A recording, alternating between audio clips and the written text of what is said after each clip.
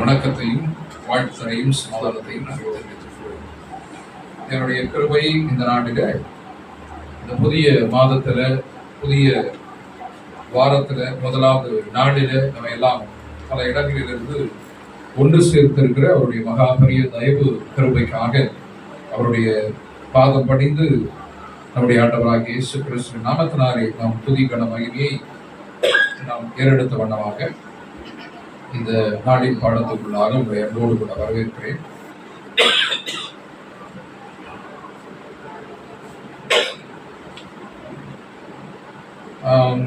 அடிப்படை வேத பாடங்கள் என்கிற தலைப்புல நாம் பார்த்து வருகிற இந்த பாடங்கள்ல இன்றைக்கு இந்த முதலாவது உலகம் முடித்துவிட்டு இரண்டாவது உலகம் அப்படிங்கிற தலைப்புல நம்ம போறோம். அதனுடைய பிரிவில் நாம் பார்த்து வருகிற பாடம் நம்ம கடந்த வாரத்தில் பார்த்த பாடம் என்னதுங்க? ஈசாக்கின் திருமணம். ஒரு நிழலும் பொருளும் அப்படிங்கிற ஒரு மெத்தடாலஜி, வேதத்தை படிப்பது எப்படி, புரிந்து கொள்வது எப்படி அப்படிங்கிற ஒரு காரியத்தில் டைப்ஸ் அண்ட் ஆன்டி டைப்ஸ், அதாவது நிழலும் பொருளும் அப்படிங்கிற தலைப்புல ஒரு பாடத்தை பார்த்தோம். ஈசாக்கு திருமணம் எந்த வருஷம் நடந்துச்சு? போன வருஷம் வராதவங்க ஒரு சிலர் இருக்கீங்க. 1857 நடந்துச்சு. எந்த வருஷம்ல? எப்படிங்க கண்டுபிடிச்சீங்க? போன வாரம் கண்டுபிடிச்சோம். வராதவங்க வந்தவங்கள கேட்டுக்கணும்.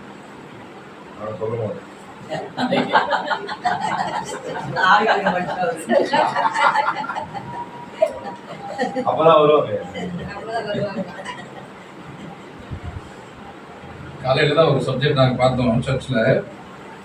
ஒரு குறிப்பிட்ட காலகட்டம் வரைக்கும் தான் தேவன் அன்பு பாராட்டுவார்.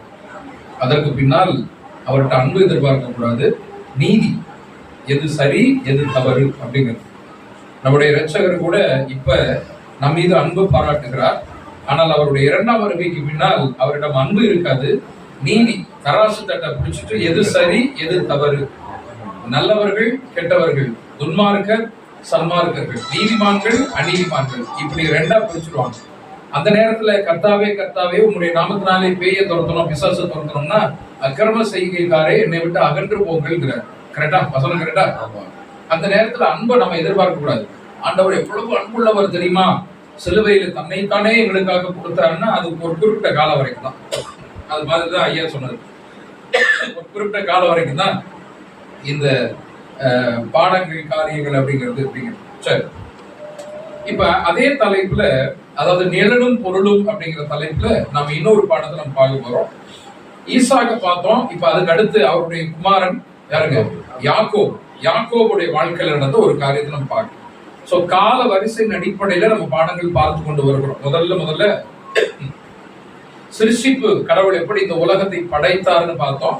6 நாட்கள் இந்த உலகம் எப்படி சிருஷ்டிக்கப்பட்டது அப்படின்னு பார்த்தோம். அதற்கு பின்னால் ஏதேன் தோட்டம், அந்த ஏதேன் தோட்டம் எங்க இருக்குது கண்டுபிடிச்சோமா?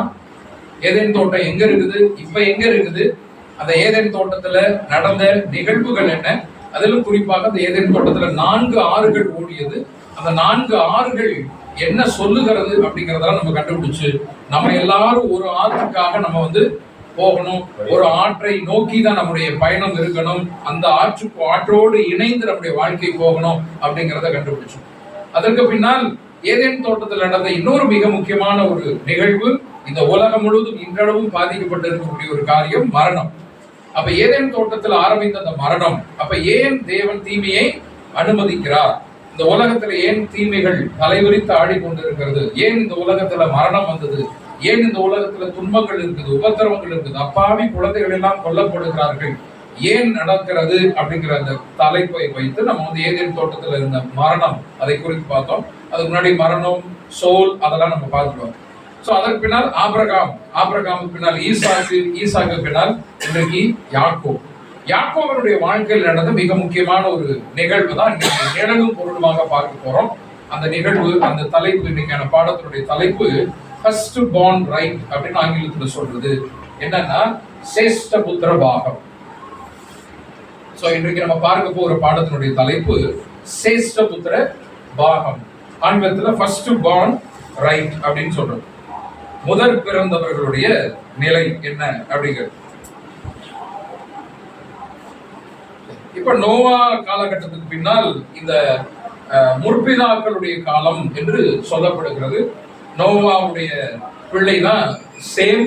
அந்த சேம் வம்சத்துல வந்தவர் தான் ஆபிரகாம். அந்த ஆபிரகாமுடைய வம்சத்தில் தான் ஈசாக்குக்கு பின்னால் யாக்கோபு பிறக்கிறார். இந்த யாக்கோபனுடைய வாழ்க்கையில நடந்த மிக மிக முக்கியமான ஒரு விஷயம், இன்றைக்கு நிழலாகவும் பொருளாகவும் நாம் பார்க்க போகிற ஒரு பாடம் தான் இந்த சேஷ்ட புத்திர பாகம். என்ன இப்படி சொன்னோன்னு என்ன ஞாபகத்துக்கு வருது உங்களுக்கு?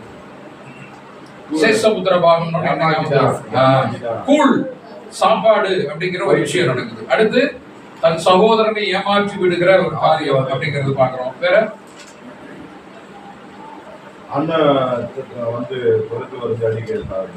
அது பின்னாடி நடந்தது வீட்டுல 12 வருஷம் வேலை செய்யலாம். ஓகே. சோ இப்ப இதெல்லாம் இந்த நிகழ்வுகள்லாம் தொடர்ந்து நமக்கு ஞாபகத்துக்கு வருகிறது இல்லையா? இப்ப இந்த சேஷபுத்திர பாகம் அப்படின்னு சொல்றது எதற்காக அப்படின்னு சொல்லி பார்க்கும்போது நமக்கு என்ன இந்த பாடம்? இப்ப ஈசாக்கு திருமணத்தை வச்சு நம்ம பார்த்தோம். ஈசாக்கு திருமணத்துல என்ன நமக்கு பாடம்? மணவாளன் மணவாட்டி இதே போல ஒரு திருமணம் இந்த நாட்களில் நடக்க போகிறது. இதே மணவாளனாக இயேசு கிறிஸ்து வரப்போகிறார். ஈசாக்கு இயேசு கிறிஸ்துவுக்கு அடையாளமாக எடுக்கிறது. அதே போல ரெபேக்கால் மணவாட்டி திருச்சபைக்கு நமக்கு அடையாளமாக ரெபேக்கால். எப்படி ரெபேக்கால செலக்ட் பண்றாங்க, எப்படி ரெபேக்கால அந்த எலியேசை போய் செலக்ட் பண்றாரு இல்லைங்களா? அப்ப ரெபேக்காலிடம் இருந்த குணாதிசயங்கள் என்ன? அந்த குணாதிசயங்கள் இப்பொழுது என்னிடத்திலும் உங்களிடத்திலும் காணப்பட்டது என்று சொன்னால் நாம் மணவாட்டியாக மாற முடியும். அப்ப மணவாட்டினுடைய குணாதிசயங்கள் என்னென்ன அங்க நடந்தது, அது அப்படியே நம்ம நிறைவேறுகிற காரியம் தீர்க்க தரிசனங்களை வைத்து நம்ம பார்த்தோம் இல்லையா? சோ அதான் நம்ம பார்த்தோம். முக்காடிட்டு கொள்ளுதல்னா என்னது பாருங்க, எவ்வளவு தூரம் பிரயாணம் போறான். மாப்பிள்ளையை பார்க்கவே இல்லை, ஈசாக்கு பார்க்கவே இல்லை, ரெபேக்கா நான் போகிறேன்னு சொல்றாங்க. அதே போலதான் நாமும் நம்முடைய மணவாளனாக இயேசு கிறிஸ்துவை நாம் பார்க்கவே இல்லை, ஆனா நாம் மணவாட்டியாக நாங்களும் வருகிறோம் என்று நம்முடைய காரியங்களை நம்ம வாழ்க்கையை தியாகம் செய்து பலி செலுத்தி ஊழியம் செய்து கொண்டிருக்கிறோம். நம்ம ஆண்டவரை பார்க்கவே இல்லை. அப்ப அதே போல அங்க நடந்த நிகழ்வு இன்று நம்முடைய வாழ்க்கைக்கு சரியாக பொருந்தி வருகிறதை நம்ம பார்த்தோம் இல்லையா? இப்ப அதே போல இந்த சேஷபுத்திர பாகம் என்கிற நிகழ்வுல நம்முடைய வாழ்க்கை காணப்படுது. அந்த நிகழ்வுல நம்ம பார்க்க போற நிகழ்வுல நீங்களும் நானும் இருக்கிறோம். நீங்க எங்க இருக்கீங்க, நான் எங்க இருக்கீங்கிறத கண்டுபிடிக்கணும். சரியா? இப்ப அதை கண்டுபிடிக்கலாம். இப்ப அது படத்தை பார்த்தா தெரியும், இரட்டை பிறவிகள், 2 குழந்தைகள் பிறக்கிறாங்க இல்லையா? ஏசா யாக்கோபு அப்படின்னு சொல்லி. சரி, இப்ப இந்த காரியத்தை நம்ம பார்க்க முன்னாடி யாக்கோபு அப்படின்னு சொன்னாலே நமக்கு என்ன ஒரு பேர் சொல்லுவோம்? திருடன், ஏமாற்றுக்காரன், இதெல்லாம் பேர் போடுவோம் இல்லையா? யாக்கோபுன்னு பேர் வச்சுட்டு கூட ஓடி போயிடுவாங்க, சபையில சொல்றதுக்கு வெக்கப்படுவாங்க. ஏன்னா அந்த மாதிரி ஒரு அர்த்தத்தை நம்ம சொல்றோம். யாக்கோபு அப்படின்னாலே எத்தன் ஏமாற்றுக்காரன். ஏன்னா அப்படிதான் நடந்ததாக நம்ம பார்க்கிறோம் இல்லையா? ஏமாற்றுக்காரன் அப்படின்னு சொல்லிட்டு பார்க்கிறோம். இப்ப ஏமாற்றுக்காரனா யாக்கோபு ஆசீர்வதிக்கப்பட்டவனா அப்படின்னா ஏமாற்றுக்காரன். அவன் தான் தன்னுடைய சகோதரனே ஏமாத்திட்டாப்பா அப்படின்னு சொல்லி பார்க்கிறோம். இப்போ ஒரு வசனத்தை நீங்க வாசிங்க. ஆதியாகமம் 27வது அதிகாரம் 35, 36.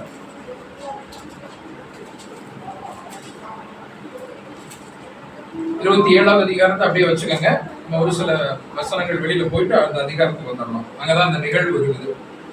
35, 36 வாசிக்கலாம். அதற்கு அவன், உன் சகோதரன் தந்திரமாய் வந்து உன்னுடைய ஆசீர்வாதத்தை பெற்றுக்கொண்டான் என்றான். அப்பொழுது அவன் பெயர் யாக்கோபு எண்ணப்படுவது சரி அல்லவா? இதோட 2 தரம் என்னை மோசம் போக்கினான். யாக்கோபு சரியா பேர் வச்சிருக்கீங்க. இதோட என்னைய 2 தடவை ஏமாற்றினான். என் சேஷ்ட புத்திர பாகத்தை எடுத்துக்கொண்டான். இதோ இப்பொழுது என் ஆசீர்வாதத்தையும் வாங்கிக் கொண்டான் என்று சொன்னீங்களா? அப்ப ஏமாற்றுக்காரன்னு சரியா பேர் வச்சிருக்கீங்க. என்னை ஏமாத்திட்டான், 2 தடவை ஏமாத்திட்டான், இப்பொழுது சேஷபுத்திர பாகத்தையும் வாங்கிக்கிட்டான் அப்படின்னு சொல்லிட்டு ஏசா புலம்புகிறதை பாருங்க. அப்ப யாக்கோபு என்றால் ஏமாற்றுக்காரன் அப்படிங்கறது நம்ம சொல்வது சரியாக இருக்கு இல்லையா? அப்படிதானே? அதுல ஏதாவது சந்தேகம் இருக்குதா? யாக்கோபுங்கிறது ஏமாத்திட்டான் அப்படிங்கிறது நிகழ்வு கரெக்டா இருக்கு. இப்ப இன்னொரு வசனத்தை வாசிக்க. புதிய ஏற்பாட்டுல ரோமருக்கு அப்போஸ்தலனாகிய பவுல் எழுதின நிருபம், அதன் 9வது அதிகாரம் 13, 14 வசனம். ரோமர் 9, 13, 14. அப்படியே யாக்கோபை சிநேகித்து ஏசாவை வெறுத்தேன். யாக்கோபு யாருன்னு பார்த்தோம்? ஏமாற்றுக்காரன் இல்லையா? இப்ப இங்க கர்த்தர் சொல்றாரு, யாக்கோபை சிநேகித்து ஏசாவை வெறுத்தேன். ஏசா யாரு? ஏமாந்து போனவர். கரெக்டா? யாக்கோபு யாரு? ஏமாற்றினவர். இப்ப இங்க கர்த்தர் சொல்றாரு, யாக்கோபை, அதாவது ஏமாற்றுக்காரனை, ஏமாத்தினவனை நான் சிநேகிக்கிறேன், ஏமாந்து போன ஏசாவை நான் வெறுக்கிறேன். அப்ப என்ன நடந்தது? ஏமாற்றுபவனை எப்படி கர்த்தருக்கு பிடிக்கும்? இந்த உலகத்துல நான் மற்றவங்களை ஏமாத்துறேன், என்னை கர்த்தர் பிடிக்குதுன்னு சொல்றாரு. வசனம் இருக்குதா? ஆதியாகமம் 27 வாசித்த வசனமும் உண்மை. இங்க ரோமர்கள் நம்ம வாசித்த 9வது அதிகாரத்தில் வாசித்த வசனமும் உண்மை. அப்படியே வசனம் இருக்குது. யாரு பைபிள்ல அது மாறி இருக்குதா என்றால் இல்லை, அப்படியே தெளிவா இருக்குது. அப்ப என்ன நடந்தது என்பதை நம்ம யோசிக்கணும். யாக்கோபு ஏமாற்றுக்காரன். இந்த ஆதியாகமம் 27வது அதிகாரத்தை பார்க்கும்போது ஏசா புலம்புகிறார். நம்ம அந்த அதிகாரத்தை நிகழ்வுகளை படிச்சு பார்த்தாலே எனக்கு தெரியும் இப்படி ஏமாற்றுக்கானே. ஆனால் கர்த்தர் சொல்லுகிறார், ஏமாற்றுக்காரனாகிய யாக்கோபை நான் சிநேகித்தேன் என்றால் அப்ப அங்க என்ன நடந்தது என்பதை நாம யோசிச்சு பார்க்கணும். ஓகேங்களா? அதை நம்ம யோசிச்சு பார்க்கணும். அப்ப உண்மையிலேயே அவர் ஏமாற்றினாரா? என்ன நடந்தது? இந்த கேள்வி உங்களுக்கு புரியுதா? கர்த்தர் அங்க சொல்றாரு, நான் ஏமாற்றுக்காரனாகிய யாக்கோபை நான் சிநேகித்தேன் என்கிறாரு என்றால் நம்ம அந்த நிகழ்வுகளை என்ன நடந்தது அப்படிங்கறத பார்க்கணும். ஏன்னா ஏமாற்றுக்காரனா கடவுளுக்கு பிடிக்காது. கரெக்டுங்களா? ஆனால் இங்க நேசிக்கிறேன்னு சொல்றாரு. அப்ப கர்த்தர் வந்து பொய் சொல்ல மாட்டார். கரெக்டா? அப்ப என்ன நடந்தது அப்படிங்கறத நம்ம பார்க்க போறோம். சரி, இப்ப 27வது அதிகாரம் வந்துருங்க. ஆதியாகமம் 27வது அதிகாரம் முழுவதும் தான் அந்த நிகழ்வு வந்து அங்கே பதிவு செய்யப்பட்டிருக்கு. சரியா? சரி, இப்ப முதல்ல வந்து 19-20 வாசிக்கலாம். 25வது அதிகாரம் எடுத்துக்கங்க. ஆதியாகமம் 25, 19, 20 அவருடைய பிறப்பை குறித்து பார்க்கணும். ஆபிரகாமின் குமாரனாகிய ஈசாக்குடைய வம்ச வரலாறு. ஆபிரகாமின் குமாரனாகிய ஈசாக்குடைய வம்ச வரலாறு. ஆபிரகாம் ஈசாக்கை பெற்றார். ஈசாக்கு ரெபெக்காளை விவாகம் பண்ணுகிற போது 40 வயதா இருந்தார். நம்ம பார்த்துட்டோம். 40 வயதுல ஈசாக்குக்கு போன வாரத்துல பார்த்தோம் கல்யாணத்தை நம்ம நடத்தி வச்சோம். நம்ம தான் பண்ணோம். அடுத்து இவள் பதான் அராம் என்னும் சீரியா தேசத்தானாகிய பெத்துவேலுக்கு குமாரத்தியும் சீரியா தேசத்தானாகிய லாபானுக்கு சகோதரியும் ஆனவள். சரி, மலடியாக இருந்த ரெபெக்காளாகிய தன் மனைவிக்காக ஈசாக்கு கர்த்தரை நோக்கி வேண்டுதல் செய்தார். இந்த ஒரு விஷயம், முற்பிதாக்கள்னு 3 பேர் சொல்றோம் இல்லைங்களா? ஆபிரகாம், ஈசாக்கு, யாக்கோபு. இந்த 3 பேருடைய மனைவிகளும் ஒரு காலகட்டத்தில் மலடிகளா தான் இருந்தாங்க. அது என்ன ஆச்சரிய ஒற்றுமை அப்படின்னு தெரியல. ஆபிரகாமுடைய மனைவி பிள்ளை பேர் இல்லாமல் கஷ்டப்பட்டாங்க, ஜெபம் பண்ணாங்க. அதுக்கப்புறம் தான் 25 வருஷம் கழிச்சு அவர் வாக்கு கொடுத்து அதுக்கப்புறம் 100வது வயதுல பிள்ளை. அதே போலதான் ஈசாக்கு, அதே போலதான் யாக்கோபு. அப்ப ஈசாக்கு நீங்க பாத்தீங்கன்னு சொன்னா இங்க நம்ம பார்க்கிறோம், மலடியா இருந்து தன் மனைவிக்காக வேண்டுதல் செய்கிறார், ஜெபம் பண்றாரு. எங்களுக்கு ஒரு பிள்ளை பேர் கொடுங்க ஆண்டவரேன்னு சொல்லிட்டு ஜெபம் பண்ணும் போது கர்த்தர் அவருடைய வேண்டுதலை கேட்டறினார். மனைவியாக ரெபெக்காள் கர்ப்பம் தரிக்கிறார். நல்லா கவனிக்கணும். ரெபெக்காளை திருமணம் செய்ய வைத்தது யாரு? எப்படி ஆசீர்வாதமாக எந்தெந்த அடையாளங்கள் எல்லாம் அவர் காட்டி அதை போய் நடத்தி கொண்டு வந்து திருமணத்தை செஞ்சு வைக்கிறாரு. ரெபெக்காளை வந்து கூட்டிட்டு வந்து அவ்வளவு வருஷம் 400 மைல் பார்த்தோம். பதாம் அராமில் இருந்து மெசபடோமியா 400 மைல் தள்ளி டிராவல் பண்ணி ஈசாக்கு திருமணம் செய்து வந்து அவங்க வீட்டுல லாபான் சொல்றாரு, இந்த காரியம் கர்த்தரால் வந்தது, நீ கோடான கொடியாய் பெருகுவாயாக என்றெல்லாம் வாழ்த்தப்பட்டு தேவ ஆசீர்வாதத்தால தேவ சித்தத்தினால நடந்த திருமணத்துல ஒரு குறை, பிள்ளை பேர் இல்லை. எல்லாம் ஞாபகம், இதெல்லாம் பாடம் நமக்கு. எனக்கு இப்ப தோணுது, ஞாபகம் வச்சுக்கணும். தேவனுடைய ஆசீர்வாதம் தான் இது, 2 பேரையும் சேர்த்தது. ஆனா அங்க ஒரு குறை இருக்குது. அந்த குறையை கர்த்தர் கொடுக்கிறாரு இல்லையா? குறையை அவர் அனுமதிக்கிறார். ஏன் தீமையை அனுமதித்தாருன்னு பார்த்தோம் இல்லையா? அப்ப குறையை அங்க அனுமதிக்கிறாரு. ஏதோ ஒரு காரணத்துக்காக, தேவ திட்டத்துல ஏதோ ஒரு சித்தத்துக்காக அவர் வந்து அனுமதிக்கிறார். தேவன் திருமணம் செஞ்சு வச்சாருன்னா பிள்ளை பெற்றிருக்கணுமே அப்படின்னு இந்த உலகம் சொல்லும், இயேசு பேசும். ஆனா அங்க வந்து வெயிட் பண்றாங்க, மலடி ஆக்குகிறார். சரிங்களா? மலடி ஆக்குகிறாரு. அப்ப ஏற்ற வேலை வரும்போது அங்க அவரு அந்த பிள்ளையை கொடுக்கிறார் அப்படிங்கறத பார்க்கணும். சரி, இப்ப பாத்துட்டோம் இல்லையா? இப்ப 21 வாசித்துட்டோம். ரைட்டா? இப்ப 24 வாசிங்க. பிரசவ காலம் பூரணமான போது அவள் கர்ப்பத்தில் இரட்டை பிள்ளைகள் இருந்தது. இப்ப பிரசவ காலம் பூரணமாகும் போது பிள்ளைய பாக்குறாங்க, இரட்டை பிள்ளை அங்க இருந்ததாக அங்க பாக்குறோம். அதாவது ட்வின்ஸ் அப்படின்னு சொல்லிட்டு பாக்குறோம் இல்லையா, இரட்டை பிள்ளை அங்க இருந்தது அப்படின்னு. இப்ப 25 இருந்து 28 வரை அவங்க எப்படிப்பட்டவங்களா அந்த குழந்தைகள் இருந்தாங்கிறது அங்க சொல்லப்படுகிறது. மூத்தவன் சிவந்த நிறமுள்ளவனாய். நல்லா கவனிங்க, நல்லா கவனிங்க. இப்ப நம்ம பாக்குறது நிழல், நிஜம் என்ன, நமக்கான பாடம் என்ன அப்படின்னு சொல்லி பார்க்கும்போது இது ரொம்ப முக்கியம். நிழல் ரொம்ப முக்கியம். இப்ப மூத்தவன் யாரு? யாக்கோபா, ஏசாவா? ஏசாதான் மூத்தவர். இப்ப இந்த மூத்தவர் எப்படிப்பட்டவரா இருந்தாரா? ஒண்ணு, சிவந்த நிறமுள்ளவனா இருந்தார். ரோம அங்கி போர்த்தவன் போலவும் வெளிப்பட்டார். அப்படின்னா என்ன அர்த்தம்? சர்வாங்கமும் ரோம அங்கி போர்த்தவன் போலன்னா ஆயுதத்தடியா? உடம்பெல்லாம் முடி, சர்வாங்கமும் ரோம அங்கி ரோமம் முடி அங்கி போர்த்தவன் போலவும் வெளிப்பட்டான். உடம்பெல்லாம் முடி போலவும் வெளிப்பட்டான். இரண்டாவது, அவனுக்கு ஏசா என்று பெயரிட்டார்கள். ஓகே, அடுத்து 26. பின்பு அவன் சகோதரன் தன் கையினாலே ஏசாவின் குதிங்காலை பிடித்துக் கொண்டு வெளிப்பட்டான். ஏசா முதல்ல பிறக்கிறாரு, அதுக்கப்புறம் குதிங்காலை பிடிச்சிட்டு அவருடைய சகோதரன் தம்பி வெளியில வர்றாரு. அவனுக்கு யாக்கோப் என்று பெயரிட்டார்கள். இவர்களை அவர்கள் பெற்ற போது ஈசாக்கு 60 வயதா இருந்தார். அவனுக்கு யாக்கோபு என்று பெயரிட்டார்கள். யாக்கோபு அப்படின்னா எபிரேயத்துல ஹீல் கேச்சர் அர்த்தம், குதிங்காலை பிடித்தவர். யாக்கோபுன்னா என்ன அர்த்தம் அப்படின்னா குதிங்காலை பிடித்தவர். யாஹூ இல்லையா? இது 32:90 ஹீல் கேச்சர் அப்படின்னு அர்த்தம், குதிங்காலை பிடித்து வெளிவந்தவர் அப்படிங்கிறதுக்கு அது கரெக்டா அந்த யாக்கோபு அப்படின்னு சொல்லிட்டு அங்க பேர் வைக்கிறாங்க. சரி, இப்ப அவரு பிறந்துறாரு. அதுக்கப்புறம் இந்த பிள்ளைகள் பெரியவர்கள் ஆன போது ஏசா வேட்டையில் வல்லவனும், மூத்தவர் ஏசா வேட்டையில் வல்லவனும் வனசஞ்சாரியுமாய் இருந்தார். மூத்தவன் வனசஞ்சாரியா இருந்தார், வேட்டைக்காரனாக இருந்தார். யாக்கோபு குணசாலியும் கூடாரவாசியுமாய் இருந்தார். கூடாரவாசியா இருந்தார் அப்படின்னா என்ன அர்த்தம்? அண்ணன் வீட்டுல தங்குறதே இல்ல, தம்பி எப்ப பார்த்தாலும் வீட்டுக்குள்ளேயே சுத்திக்கிட்டு அம்மாவை சுத்திக்கிட்டே வரான். கூடாரவாசியாக இருந்தான். அவன் வனசஞ்சாரியா இருந்தான். வனசஞ்சாரினா வனத்திலே சஞ்சரித்தான், வாழ்ந்தான், வேட்டைக்காரனா இருந்தான் மூத்தவன். சின்னவன் பாத்தீங்கன்னா அம்மா கூடவே சுத்திக்கிட்டு இருந்தான், குணசாலியும் கூடாரவாசியுமாக இருந்தான். 27. ஏசா வேட்டையாடி கொண்டு வருகிறது ஈசாக்கினுடைய வாய்க்கு ருசிகரமா இருந்ததினாலே. ஈசாக்கு அப்பா.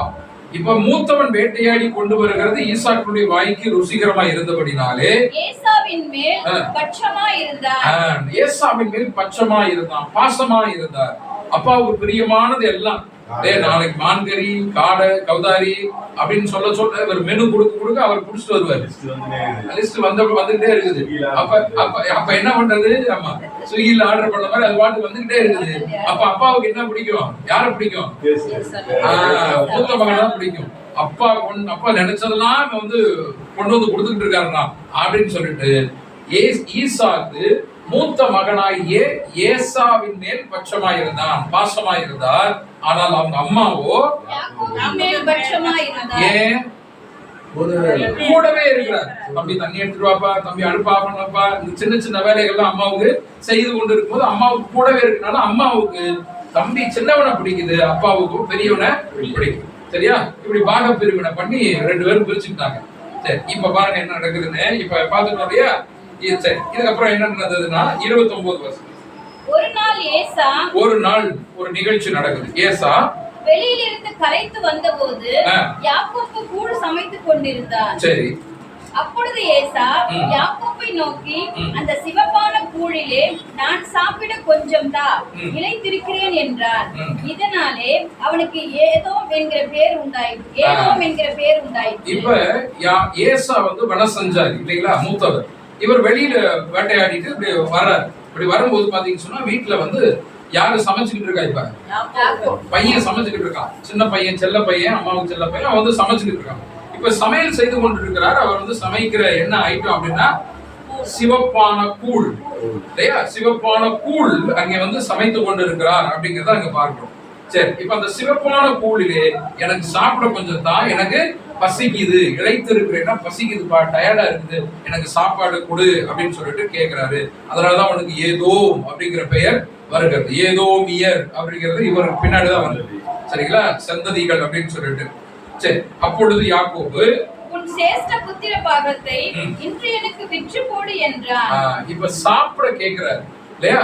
உன்னுடைய கூழ் நீ சமைக்கிறப்பா அது டேஸ்டா இருக்குது, எனக்கு பசிக்குது, குடு அப்படின்னு சொல்லும் போது யாக்கோபு கொடுத்துருக்கணும், இல்ல வேண்டாம்னு சொல்லியிருக்கணும், இல்ல அம்மாவுக்கு வேணும் எனக்கு வேணும், இல்ல நீ வர்றது எனக்கு தெரியாது சொல்லியிருக்கலாம், கூட போட்டிருக்கலாம் அப்படின்னு சொல்லியிருக்கணும். எதுவுமே இல்லாம இவன் நேரம் என்ன கேட்கிறாரு, அண்ணா உன்னுடைய சேஷ்ட புத்திர பாகத்தை, இந்த ஃபர்ஸ்ட் பார்ன் ரைட், இந்த சேஷ்ட புத்திர பாகத்தை எனக்கு கொடு, அப்ப நான் உனக்கு கூட தர்றேன் அப்படின்னு சொல்லிட்டு கேட்க. யார்கிட்ட கேட்டா? எனக்கு சரியா கேட்கும். யாக்கோபு ஏசா தான் மூத்தவரு, அதனால ஏசாட்ட வந்து கேக்குறாரு. கரெக்டா? அப்படியா? சரி, யாரிடம் கேட்கிறது? சிவப்பான கூழ் தாய் என்று யாரிடம் கேட்கிறார்? சரிங்களா? இப்ப ஏசா வந்து யாக்கோபிட்ட கேட்கிறார். யாக்கோபு தான் அங்க சமையல் பரிசு இது கொண்டு இருக்கிறார் இல்லையா, தம்பி. இப்ப இவர் கேட்ட உடனே யாக்கோபுடைய டிமாண்ட் என்னது? என்ன கேட்கிறாரு? சேஷபுத்திர பாகம். அண்ணா நீதான் முதற் பிறந்தவர், உன்னுடைய சேஷபுத்திர பாகம்னு ஒண்ணு வச்சிருக்க இல்லையா, அதை எனக்கு கொடுத்துரு, நான் கொடுக்குறேங்கிறார். இப்ப யாக்கோபு பதில். அதற்கு ஏசா, இதோ நான் சாக போகிறேனே, இந்த சேஷ்ட புத்திர பாகம் எனக்கு என்னத்திற்கு என்றார். சாக போற நிலைமையில இருக்கிறாராம். சாக போற நிலைமையில இருக்கிறாரு. பசி, அவருக்கு பசி மயக்கம். அப்ப வந்து எப்ப நல்லா பசிக்கிற நேரத்துல சேஷபுத்திர பாகத்தை கேட்கிற, நான் சாக போகிறேனே, இந்த சேஷபுத்திர பாகத்தை நான் வச்சு என்ன செய்யறது அப்படின்னு சொல்லிட்டு கேட்கிறேன். அப்படின்னா என்ன அர்த்தம்? அவர் ரெடி ஆயிட்டார், கொடுக்கறதுக்கு ரெடி ஆயிட்டார். இப்ப பதில் பாருங்க 33. அப்பொழுது யாக்கோபு, இன்று எனக்கு ஆணையிட்டு கொடு. எனக்கு அப்படின்னா ஆணையிட்டு கொடு, எனக்கு பிராமிஸ் பண்ணிரு, ஆணையிட்டு கொடு. அவன் யாக்கோபு ஆணையிட்டு தன் சேஷ்ட புத்திர பாகத்தை அவனுக்கு விற்று போட்டான். சேஷ்டபுத்திர பாகத்தை அவனுக்கு விற்று போட்டான். அடுத்து, அப்பொழுது யாக்கோபு ஏசாவுக்கு அப்பத்தையும் பயிற்றக்கூழையும் கொடுத்தான். அவன் புசித்து குடித்து எழுந்திருந்து போய்விட்டான். இப்ப ஏன் சேஷ்டபுத்திர பாகத்தை கேட்கணும்? ஏன் சேஷ்டபுத்திர பாகத்தை கேட்கணும்? ஒரு இப்ப ஏசா யாரு என்ன வேலை செய்யறாரு? வன செஞ்சாரு. இப்ப அவங்க அம்மா அவங்க அப்பா வந்து லிஸ்ட் போட்ட மாதிரி இவர் என்ன பண்ணிருக்கலாம்? யாக்கோபு, ஆனா எனக்கு ஒரு லிஸ்ட், எனக்கு ஒரு மான் கறி சாப்பிடணும்னு ஆசை இருக்குது, நீ மான் புடிச்சு கொண்டு வா, இல்ல மயில் கறி சாப்பிடணும் ஆசை இருக்குது, அட்லீஸ்ட் மயிலையாவது கொண்டு வந்து காமி, ஏதாவது கேட்டிருக்கலாம்ல. அவன் அதெல்லாம் ஸ்பெஷல், காட்டுக்கு போய் வேட்டையாடிட்டு வரதா ஸ்பெஷல். சோ அதெல்லாம் கொண்டு வான்னு சொல்லி கேட்காம இவர் என்ன கேட்கிறாரு? யாக்கோபு, உன்னுடைய சேஷபுத்திர பாகத்தை எனக்கு விற்று போடு அப்படின்னு சொல்லிட்டு பிராமிஸ் பண்ணிக்கிறார். சத்தியம் கேட்டு வாங்கிக்கிறார். அப்ப சத்தியம் கேட்டு வாங்கினோன்னு இவர் என்ன பண்றாரு? சேஷபுத்திர பாகத்தை கொடுத்துறாருன்னு பாக்கணும் இல்லைங்களா?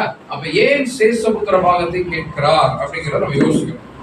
சரிங்களா? அப்ப சேஷபுத்திர பாகம்னா என்ன, அதனுடைய முக்கியத்துவம் என்ன, அதை ஏன் வந்து ஏசா வந்து இழந்திருக்கணும்? அவர் உடனே கொடுக்கிறாரு.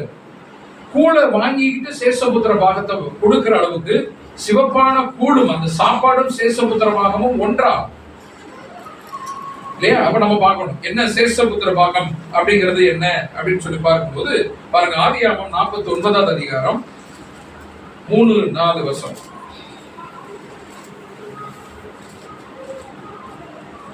ரூபனே 49:3-4. ரூபனே, நீ என் சேஷ்ட புத்திரர், நீ என் சத்துவமும் என் முதல் பலனமானவன். யாக்கோபுடைய சேஷபுத்திரர் யார் அப்படின்னா ரூபன். யாக்கோபுக்கு 12 ஆண் பிள்ளைகள் இல்லையா? அதுல மூத்த பிள்ளைகளுடைய பேரு தான் என்னது? ரூபன். ரூபன் தான் மூத்த பிள்ளை. யாக்கோபுடைய 12 ஆண் பிள்ளைகள்ல மூத்த பிள்ளை ரூபன். இப்ப ரூபன் தான் சேஷ்டபுத்திரன், அதாவது முதற் பிறந்தவர். இப்ப யாக்கோபு அந்த ரூபனை பார்த்து சொல்றாரு, என் மகனாகிய ரூபனே, நீ என்னுடைய சேஷபுத்திரன், அதாவது என்னுடைய மூத்த பிள்ளை அப்படின்னு ஆரம்பிக்கிறார். சொல்லுங்க வாசி. நீ என் சத்துவமும் என் முதல் பலனுமானவன், நீ மேன்மையின் பிரதானமும் வல்லமையின் விசேஷமும் ஆனவன். தண்ணீரை போல கிளம்பினவனே, நீ மேன்மை அடைய மாட்டாய். உன் தகப்பனுடைய மஞ்சத்தின் மேல் ஏறினாய், நீ அதை தீட்டுப்படுத்தினாய். இப்ப என் மகனே ரூபனே, நீதான் சேஷபுத்திரன் அப்படின்னு சொல்லிட்டு சில காரியங்களை சொல்றாரு. இப்ப அதே அதிகாரத்துல 22 இருந்து வாசிக்கும். யோசேப்பு கனி தரும் செடி, அவன் நீர் ஊற்றாண்டில் உள்ள கனி தரும் செடி, அதன் கொடிகள் சுவரின் மேல் படரும். வில் வீரர் அவனை மனமடிவாக்கி அவன் மேல் எய்து அவனை பகைத்தார்கள். ஆனாலும் அவனுடைய வில் உறுதியாய் நின்றது. அவன் புயங்கள் யாக்கோபுடைய வல்லவரின் கரங்களால் பலத்தன. இதனால் அவன் மேய்ப்பனும் இஸ்ரவேலின் கண்மலையும் ஆனான். உன் தகப்பனுடைய தேவனாலே அந்தபடி ஆயிற்று. அவர் உனக்கு துணையாயிருப்பார். 25-26 நீங்க நோட் பண்ணீங்க, 26 வரைக்கும் நோட் பண்ணிக்கங்க. அங்க சேஷபுத்திரன் என்கிற ஒரு ஒரு ஒரு நிலை யாரு ரூபன் இருந்து யாருக்கு போகுதுன்னா யோசேப்ட்ட போகுது. சரிங்களா? சேஷபுத்திரன் அப்படிங்கிற ஒரு நிலை. ஏன்னா ரூபனுடைய சில விஷயங்கள் அவங்க அப்பாவுக்கு பிடிக்கல, அதை தான் நம்ம வாசித்தோம் இல்லைங்களா? ரூபனுடைய சில விஷயங்கள் அப்பாவுக்கு பிடிக்கல, அதனால அவர் என்ன பண்றாரு, சேஷபுத்திரத்தை மாத்துறாரு. அப்படி என்றால் புத்திரம் என்கிற ஒரு நிலை மாற்றப்பட கூடியது. அது தெரிஞ்சுக்கிட்டீங்களா? சேஷபுத்திரன் அப்படிங்கிற நிலைமை மாற்ற முடியுது அப்படிங்கிறது. சேஷபுத்திரன்னா முதல் பிறந்தவர், மூத்த பிள்ளைன்னு அர்த்தங்க. இப்ப இந்த மூத்த பிள்ளைய யாக்கோபு என்ன பண்றாரு, ரூபன் இருந்து யோசேப்புக்கு மாத்துறாரு. மூத்த பிள்ளை யாராவது மாத்த முடியுமா? மூத்த பிள்ளைன்னா மூத்த பிள்ளை தான். அது உயிரோடு இருந்தாலும் சரி, இறந்து போனாலும் சரி, நம்மோட இருந்தாலும் சரி, இல்லைனாலும் சரி, அது மூத்த பிள்ளை தான். கரெக்டுங்களா? அப்படி என்றால் இங்க யாக்கோபு ரூபன் என்கிற அந்த மூத்த பிள்ளையினுடைய அந்த ஸ்தானத்தை, நிலைய யோசேப்புக்கு மாத்தி கொடுக்கிறாரு. எப்படி மாத்த முடியும்? அப்ப ஏதோ ஒண்ணு இருக்கு. கரெக்டா? மாத்த முடியும். இப்ப மாத்திட்டாருன்னா ரூபன் மூத்த பிள்ளை இல்லைன்னு சொல்ல முடியுமா?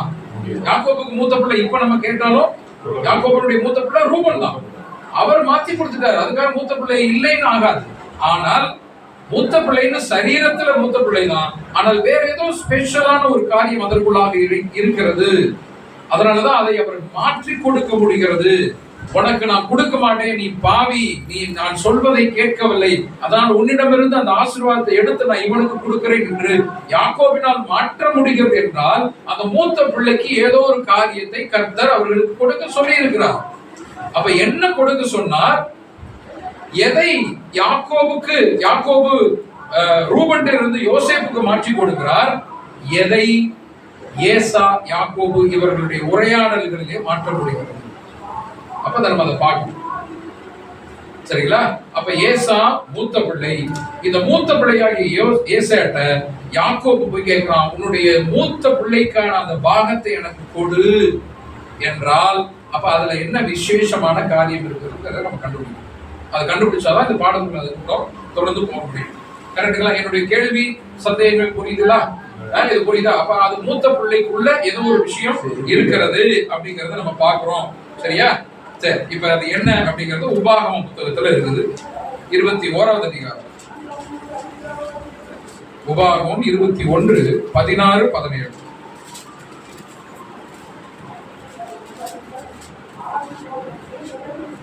தகப்பன் தனக்கு உண்டான ஆஸ்தியை தன் பிள்ளைகளுக்கு பங்கிடும் நாளில், தகப்பன் தன் பிள்ளைகளுக்கு பங்கிடக்கூடிய அந்த நாளிலே, ஆஸ்திகள் அந்தஸ்தெல்லாம் பங்கிடக்கூடிய நாளில் வெறுக்கப்பட்டவரிடத்தில் பிறந்த முதல் பேரானவருக்கு சேஷ்டபுத்திர சுதந்திரத்தை கொடுக்க வேண்டுமே அல்லாமல்.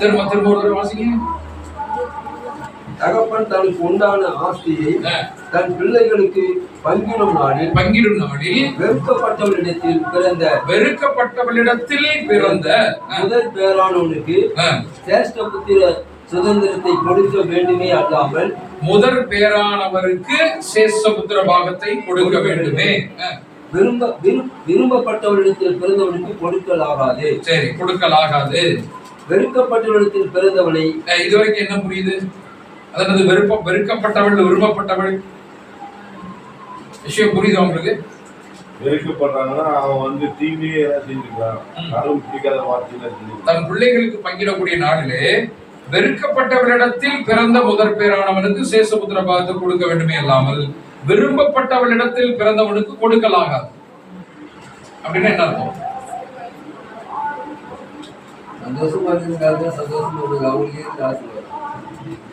இல்ல, வெறுக்கப்பட்டவள் விரும்பப்பட்டவள் என்ன அர்த்தம்? நேசித்தவங்க நேசிக்கிறது. அப்ப கணவனுக்கு நேசத்துல இருந்தவங்க, அதாவது வெறுக்கப்பட்டவள்னா ஒரு மூத்த மனைவியை அப்படின்னு வச்சுக்கோங்க. அப்ப அவளிடத்துல பிறந்த மூத்த பிள்ளைக்கு தான் இந்த சேஷபுத்திர பாகத்தை கொடுக்கணும். இப்ப ஏதோ ஒரு காரணத்துக்காக அவர் வந்து தள்ளி வச்சுட்டாரு, விவாகரத்து பண்ணிட்டாரு, தள்ளி வச்சுட்டு இரண்டாவது திருமணம் பண்றாரு வச்சுக்கோங்களேன், நேசித்து திருமணம் செய்கிறார். இப்ப விரும்பப்பட்டவள்கிட்ட இரண்டாவது மனைவியோ ஒரு குழந்தை பிறகுது. இப்ப சொத்தை அவ எனக்கு பிடிக்காத, அவ வம்சமே எனக்கு வேண்டாம் அப்படின்னு சொல்லிட்டு நீ உன்னால உதற முடியுமா? கொடுக்காம இருக்க முடியுமா? நான் இவளை தான் அதிகம் நேசிக்கிறேன், அதனால இந்த பிள்ளைக்கு தான் என் சொத்தெல்லாம் கொடுப்பேன் அப்படின்னு கர்த்தர் சொல்றாரா இல்லையா? அதுதான் இங்க வெறுக்கப்பட்டவனிடத்திலே பிறந்த பிள்ளை, நேசிக்கப்பட்டவனிடத்திலே பிறந்த பிள்ளை. இப்ப யாருக்கு இந்த சொத்தை கொடுக்கணுமா? வெறுக்கப்பட்டவனிடத்திலே பிறந்த பிள்ளைக்கு சேஷபுத்திர பாகத்தை கொடுக்க வேண்டுமே அல்லாமல். அப்படி என்றால் இந்த வெறுக்கப்பட்டவளா நேசிக்கப்பட்டவளா அப்படிங்கிற கதையெல்லாம் வேண்டாம். கர்த்தருடைய பார்வையில முதல் பிறந்தவரா இரண்டாவது பிறந்தவரா அவ்வளவுதான். உனக்கு முதல் பிறந்தவரா இரண்டாவது பிறந்தவரா? நீ நேசிக்கிறாயோ நேசிக்கிறையோ வெறுக்கிறாயோ வெறுக்கிறாயோ அது உன் பிரச்சனை. ஆனால் கர்த்தருடைய பார்வையில அவர் சொல்றாரு முதல் பிறந்தவர்கள். அப்ப வெறுக்கப்பட்டவள் விரும்பப்பட்டவள் அதை நீங்க முக்கியத்துவம் கொடுக்காம முதல் பேரானவனுக்கு சேஷபுத்திர பாகத்தை சுதந்திரத்தை கொடுக்க வேண்டுமே அல்லாமல் அடுத்தடுத்த பிள்ளைக்கு நீ சேஷபுத்திர பாகத்தை கொடுக்க கூடாது. வசனம் புரியுதா? 16 இப்ப 17. வெறுக்கப்பட்டவனிடத்தில் பிறந்தவனை சேஷ்டபுத்திரனாக அங்கீகரித்து, வெறுக்கப்பட்டவனிடத்தில் அதாவது மூத்ததாரன்னு வச்சுக்கோங்களேன், முதல் மணி அவனிடத்தில் பிறந்தவரிடத்திலே சேஷபுத்திரனாக அங்கீகரித்து தனக்கு உண்டான ஆஸ்திகள் எல்லாம், தனக்கு உண்டான ஆஸ்திகளில் எல்லாம் 2 பங்கை அவனுக்கு கொடுக்க வேண்டும். 2 பங்கை அவனுக்கு கொடுக்க வேண்டும். அவன் தன் தகப்பனுடைய முதல், ஏனென்றால் அவன் தான் தன் தகப்பனுடைய முதற் பலன். சேஷ்டபுத்திர சுதந்திரம் அவனுக்கு உரியது. சேஷபுத்திர சுதந்திரம் அவனுக்கே உரியது. அப்படி என்றால் சேஷபுத்திர சுதந்திரம் என்பது என்ன சொல்லுங்க? இந்த 17 வசனத்துல தெளிவா. இப்ப சேஷபுத்திர பாகம் சுதந்திரம்னு ஏதோ ஒண்ணு இருக்குது, அத வந்து மூத்த பிள்ளைக்கு தான் கொடுக்கணும். இல்லையா? ஒரு ஆணினுடைய மூத்த பிள்ளைக்கு தான் கொடுக்கணும். நீ எத்தனை பிள்ளை பெற்றெடுத்திருக்கலாம், எத்தனை திருமணம் செய்திருந்தாலும் முதல் பிள்ளைக்கு தான் சுதந்திரம், அந்த சேஷபுத்திர சுதந்திரம் அப்படிங்கிறது தெளிவா இருக்கா இது? சரி, அப்ப இது முதல் பிறந்தவர்களுக்கு மட்டுமே கொடுக்கக்கூடிய ஒரு அந்தஸ்து என்று கர்த்தர் நியாயப்பிரமாணத்துல ஒரு கட்டளையை வச்சுட்டார். ஒண்ணு. ரெண்டாவது, இல்ல நான் வந்து அந்த குடும்பத்தோட இல்ல இந்த குடும்பத்தோட அதெல்லாம் கிடையாது. உனக்கு மூத்த பிள்ளை இது, அதுதான் கொடுக்கணும். அப்ப மூத்த பிள்ளைக்கு முதற் பிறந்தவர்களுக்கு தேவன் ஒரு சுதந்திரத்தை கொடுக்கிறார். சரி, அது என்ன சுதந்திரம் சொல்லுங்க, நீங்க சொல்லுங்க. ஆஸ்திகளில் அப்பாவுடைய சொத்து பிரிக்கும் போது ஆஸ்திகளில 2 பாகத்தை மூத்த பிள்ளைக்கு கொடுக்கும். எனக்கு 4 பிள்ளை இருக்குது, 4 பாகமா போடலாமா? இல்ல, 5 பாகமா போடணும். எனக்கு 4 பிள்ளைதான், 4 ஆண் பிள்ளைகள் அல்லது பெண் பிள்ளைகள், அவங்களுக்கு நான் 4 பாகமா தானே போடணும். இல்லப்பா, மூத்த பிள்ளைக்கு நீ 2 பாகமா போடணும், ரெட்டத்தனையா அவருக்கு கொடுக்கணும். சரிங்களா? மீதி எல்லாருக்கும் ஒவ்வொரு பாகம். புரியுதுங்களா? இதுதான் சேஷபுத்திர பாகம் அல்லது சேஷபுத்திர சுதந்திரம். முதற் பிறந்தவர்களுடைய உரிமை என்னன்னா அப்பாவுடைய சொத்துக்கள்ல 2 மடங்கு எனக்கு வரும், அவ்வளவுதாங்க. புரியுதா? அப்பாவுடைய சொத்துக்கள்ல முதல் 2 மடங்கு எனக்கு 2 பகுதியாக 2 இதா வரணும் அப்படிங்கறத சேஷபுத்திர சுதந்திரம் அப்படிங்கறத நம்ம பார்க்கணும். சரியா? ஏன் இப்ப சேஷபுத்திர பாகத்தை இப்படி கொடுக்க சொன்ன? ஏன் 2 மடங்கு அல்லது பாகத்தை கர்த்தர் வந்து மூத்த பிள்ளைக்கு கொடுக்க வைத்தார்? ஒரு காரணம் இருக்கணும்ல. சும்மா மூத்த பிள்ளைக்கு மட்டும் 2 மடங்கு கொடு. ஏன்?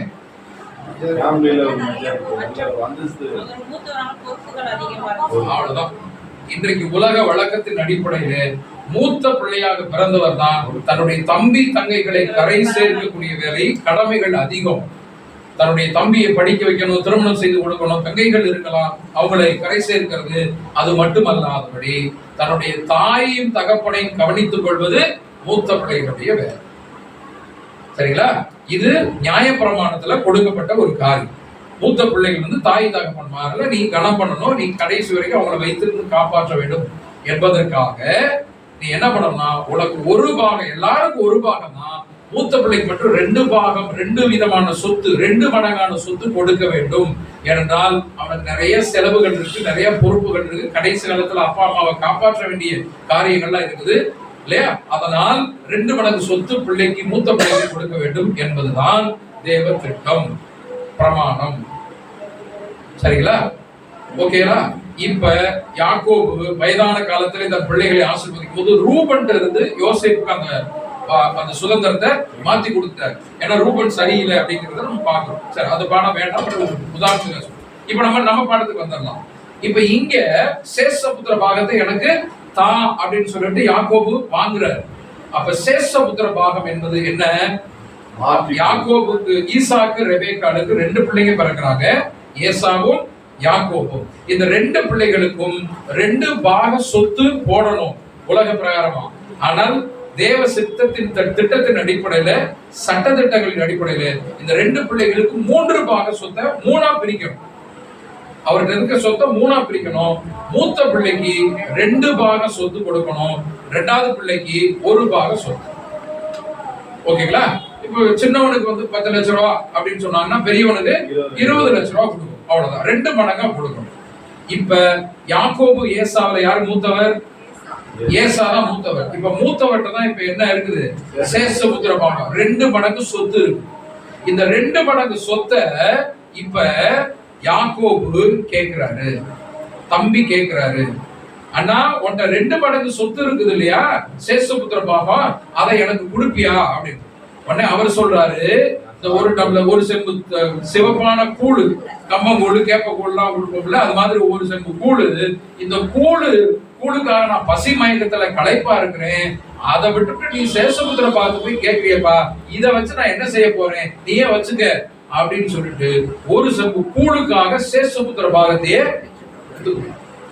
அப்படியே யாக்கோபு நம்பல, நான் நம்ப மாட்டேன், எனக்கு சத்தியம் பண்ணி கொடு கேட்கிறா இல்லையா, எனக்கு உறுதி பண்ணி கொடு, உறுதிமொழி கொடு. ஆமா, நீ உறுதிமொழி கொடுத்தாதான் நான் அதை ஏத்துப்பேன்னு சொல்றேன். ஆமான்னு சொல்லிட்டு நான் சத்தியம் பண்றேன், என்னுடைய சேஷபுத்திர பாகத்தை உனக்கு தந்துடுறேன்ப்பா, நீ எனக்கு முதல்ல அந்த சிவப்பான கூழை எனக்கு கொடு என்று சொல்லி அதை வாங்கி குடிக்கிறார்.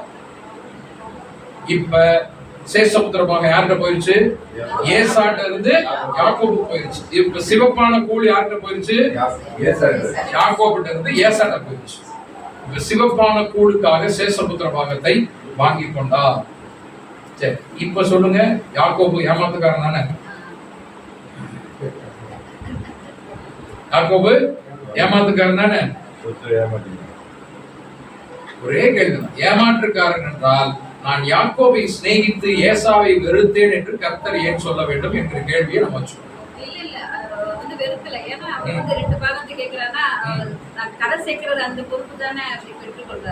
ஏதோ ஒரு விஷயம் இருக்கணும் அப்படின்னு சொல்லிட்டு நம்ம பாக்குறோம். சிஸ்டர் அழகா கரெக்டா வர்றாங்க. அப்ப யாக்கோபு சொத்துக்காக ஆசைப்பட்டாரா அப்படின்னு ஒரு கேள்வி. ஒருவேளை சொத்துக்காக நாம் நினைப்பது போல ஆசைப்பட்டிருந்தால் கர்த்தர் ரோமர்ல சொல்லியிருக்க மாட்டாரு, நான் யாக்கோபை சிநேகித்தேன்னு சொல்லியிருக்க மாட்டாரு. அது மட்டும் இல்லாம ஏசாவை வெறுக்கிறேன்னு சொல்லியிருக்க மாட்டாரு. ஏசாவை வெறுக்கிறதுக்கு ஒரு காரணம் இருக்கணும். என்ன காரணம்? ஒண்ணு சிவப்பான கூழுக்காக சொத்தை அதுக்காக வெறுக்கிற அளவுக்கு சொல்ல முடியுமா? நான் வெறுக்கிறேன்னு சொல்ல முடியுமா? பெற்றோர்களே அப்படி சொல்ல மாட்டாங்க. என்ன, கூழுக்கு ஆசைப்பட்டுட்டு எவ்வளவு படி சொத்துறாரு, என்னடா இப்படி பண்ணிட்டு முட்டாள்தனமா பண்ணிட்டு அப்படின்னு ஏதாவது சொல்லுவாங்க. வெறுக்கிறேன்னு சொல்லுவாங்க. அப்ப கர்த்தர் சொல்றாரு, ஏசாவை நான் வெறுக்கிறேன், ஆனால் யாக்கோபை நான் நேசிக்கிறேன், சிநேகிக்கிறேன்னு சொன்னா, அப்ப அவருடைய கிரியை என்னவா இருக்கும்? அவர் உண்மையிலேயே யாக்கோபு சொத்துக்காக ஆசைப்பட்டு இருக்க மாட்டார். அப்படி என்றால் எதற்காக அந்த சொத்தை அவர் 2 மடங்கு கேட்கணும் அப்படின்னு அவரு கேள்வி வைக்கும். அவர் யாக்கோபு சொத்துக்காக ஆசைப்படல, ஏன் அப்ப அந்த சொத்தை அவர் கேட்கணும்? 2 மடங்கு சொத்தை ஏன் கேட்கணும்? அதெல்லாம் இப்ப நடக்கல, இன்னும் அதெல்லாம் நடக்கல, திருமணம்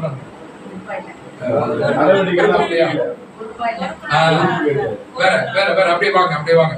ஜனங்களை நேசிக்க தெரியல, அப்பா அம்மாவை சொல்லல, கர்த்தருக்கு பிரியமா வாழ்ந்தார வாழலன்னு சொல்லுது. உதாரவாசி என்பது ஜனங்களோடு இருந்து அவன் ஓரளவு கரெக்டா சொல்லிட்டீங்க. வாழ்த்துக்கள், வாழ்த்துக்கள். என்ன அப்படின்னா என்னவாக இருக்கும் அப்படின்னா, கர்த்தருடைய பார்வையிலிருந்து நம்ம இதை பார்க்கணும். நம்ம பார்க்கும்போது யாக்கோபு ஏமாத்திட்டாப்பா, நாசமா போட்டுப்பா அப்படின்னு சொல்லாம, இப்ப கர்த்தர் சொல்றாரு நான் அவனை நேசிக்கிறேன்னு சொன்னா, அப்ப உண்மையிலேயே சொத்துக்காக அவர் ஆசைப்பட்டு இருக்க மாட்டார். அப்படி என்றால் என்ன நடந்திருக்கும்? இந்த யாக்கோபு கூடாரவாசி இல்லையா, ஏசா வனசஞ்சாரி. அவர் காட்டுக்கு போனார்னா 3 நாள் ஆகுது, 1 வாரம் ஆகுது, ஏதாவது ஒரு மானவோ மயிலையோ புரியவோ குடிச்சிட்டு வர்றாரு. 1 வாரம் வீட்டுல இருக்க மாட்டேங்கிறாரு, 1 மாசம் வீட்டுல இருக்க மாட்டேங்கிறான். இந்த மனுஷனை நம்பி எப்படி வயதான தாய் தகப்பனை விட்டுட்டு போறது?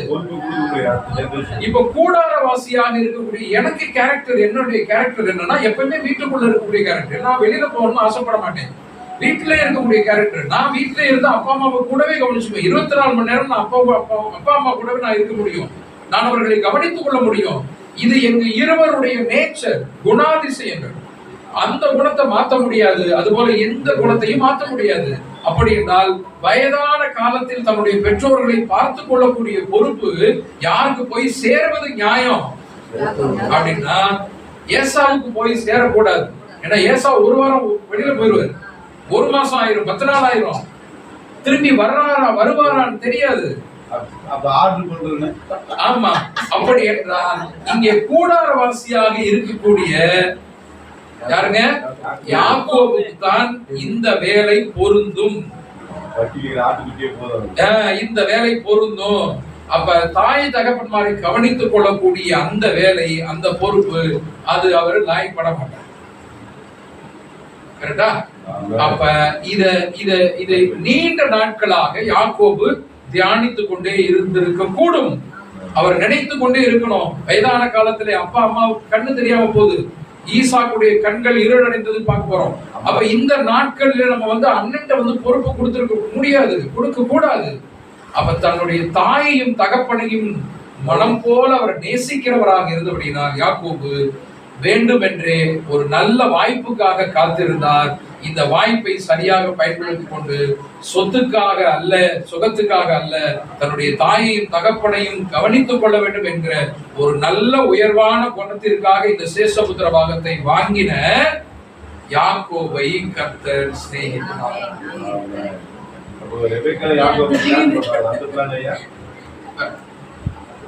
முதல் பகுதி புரியுதுங்களா?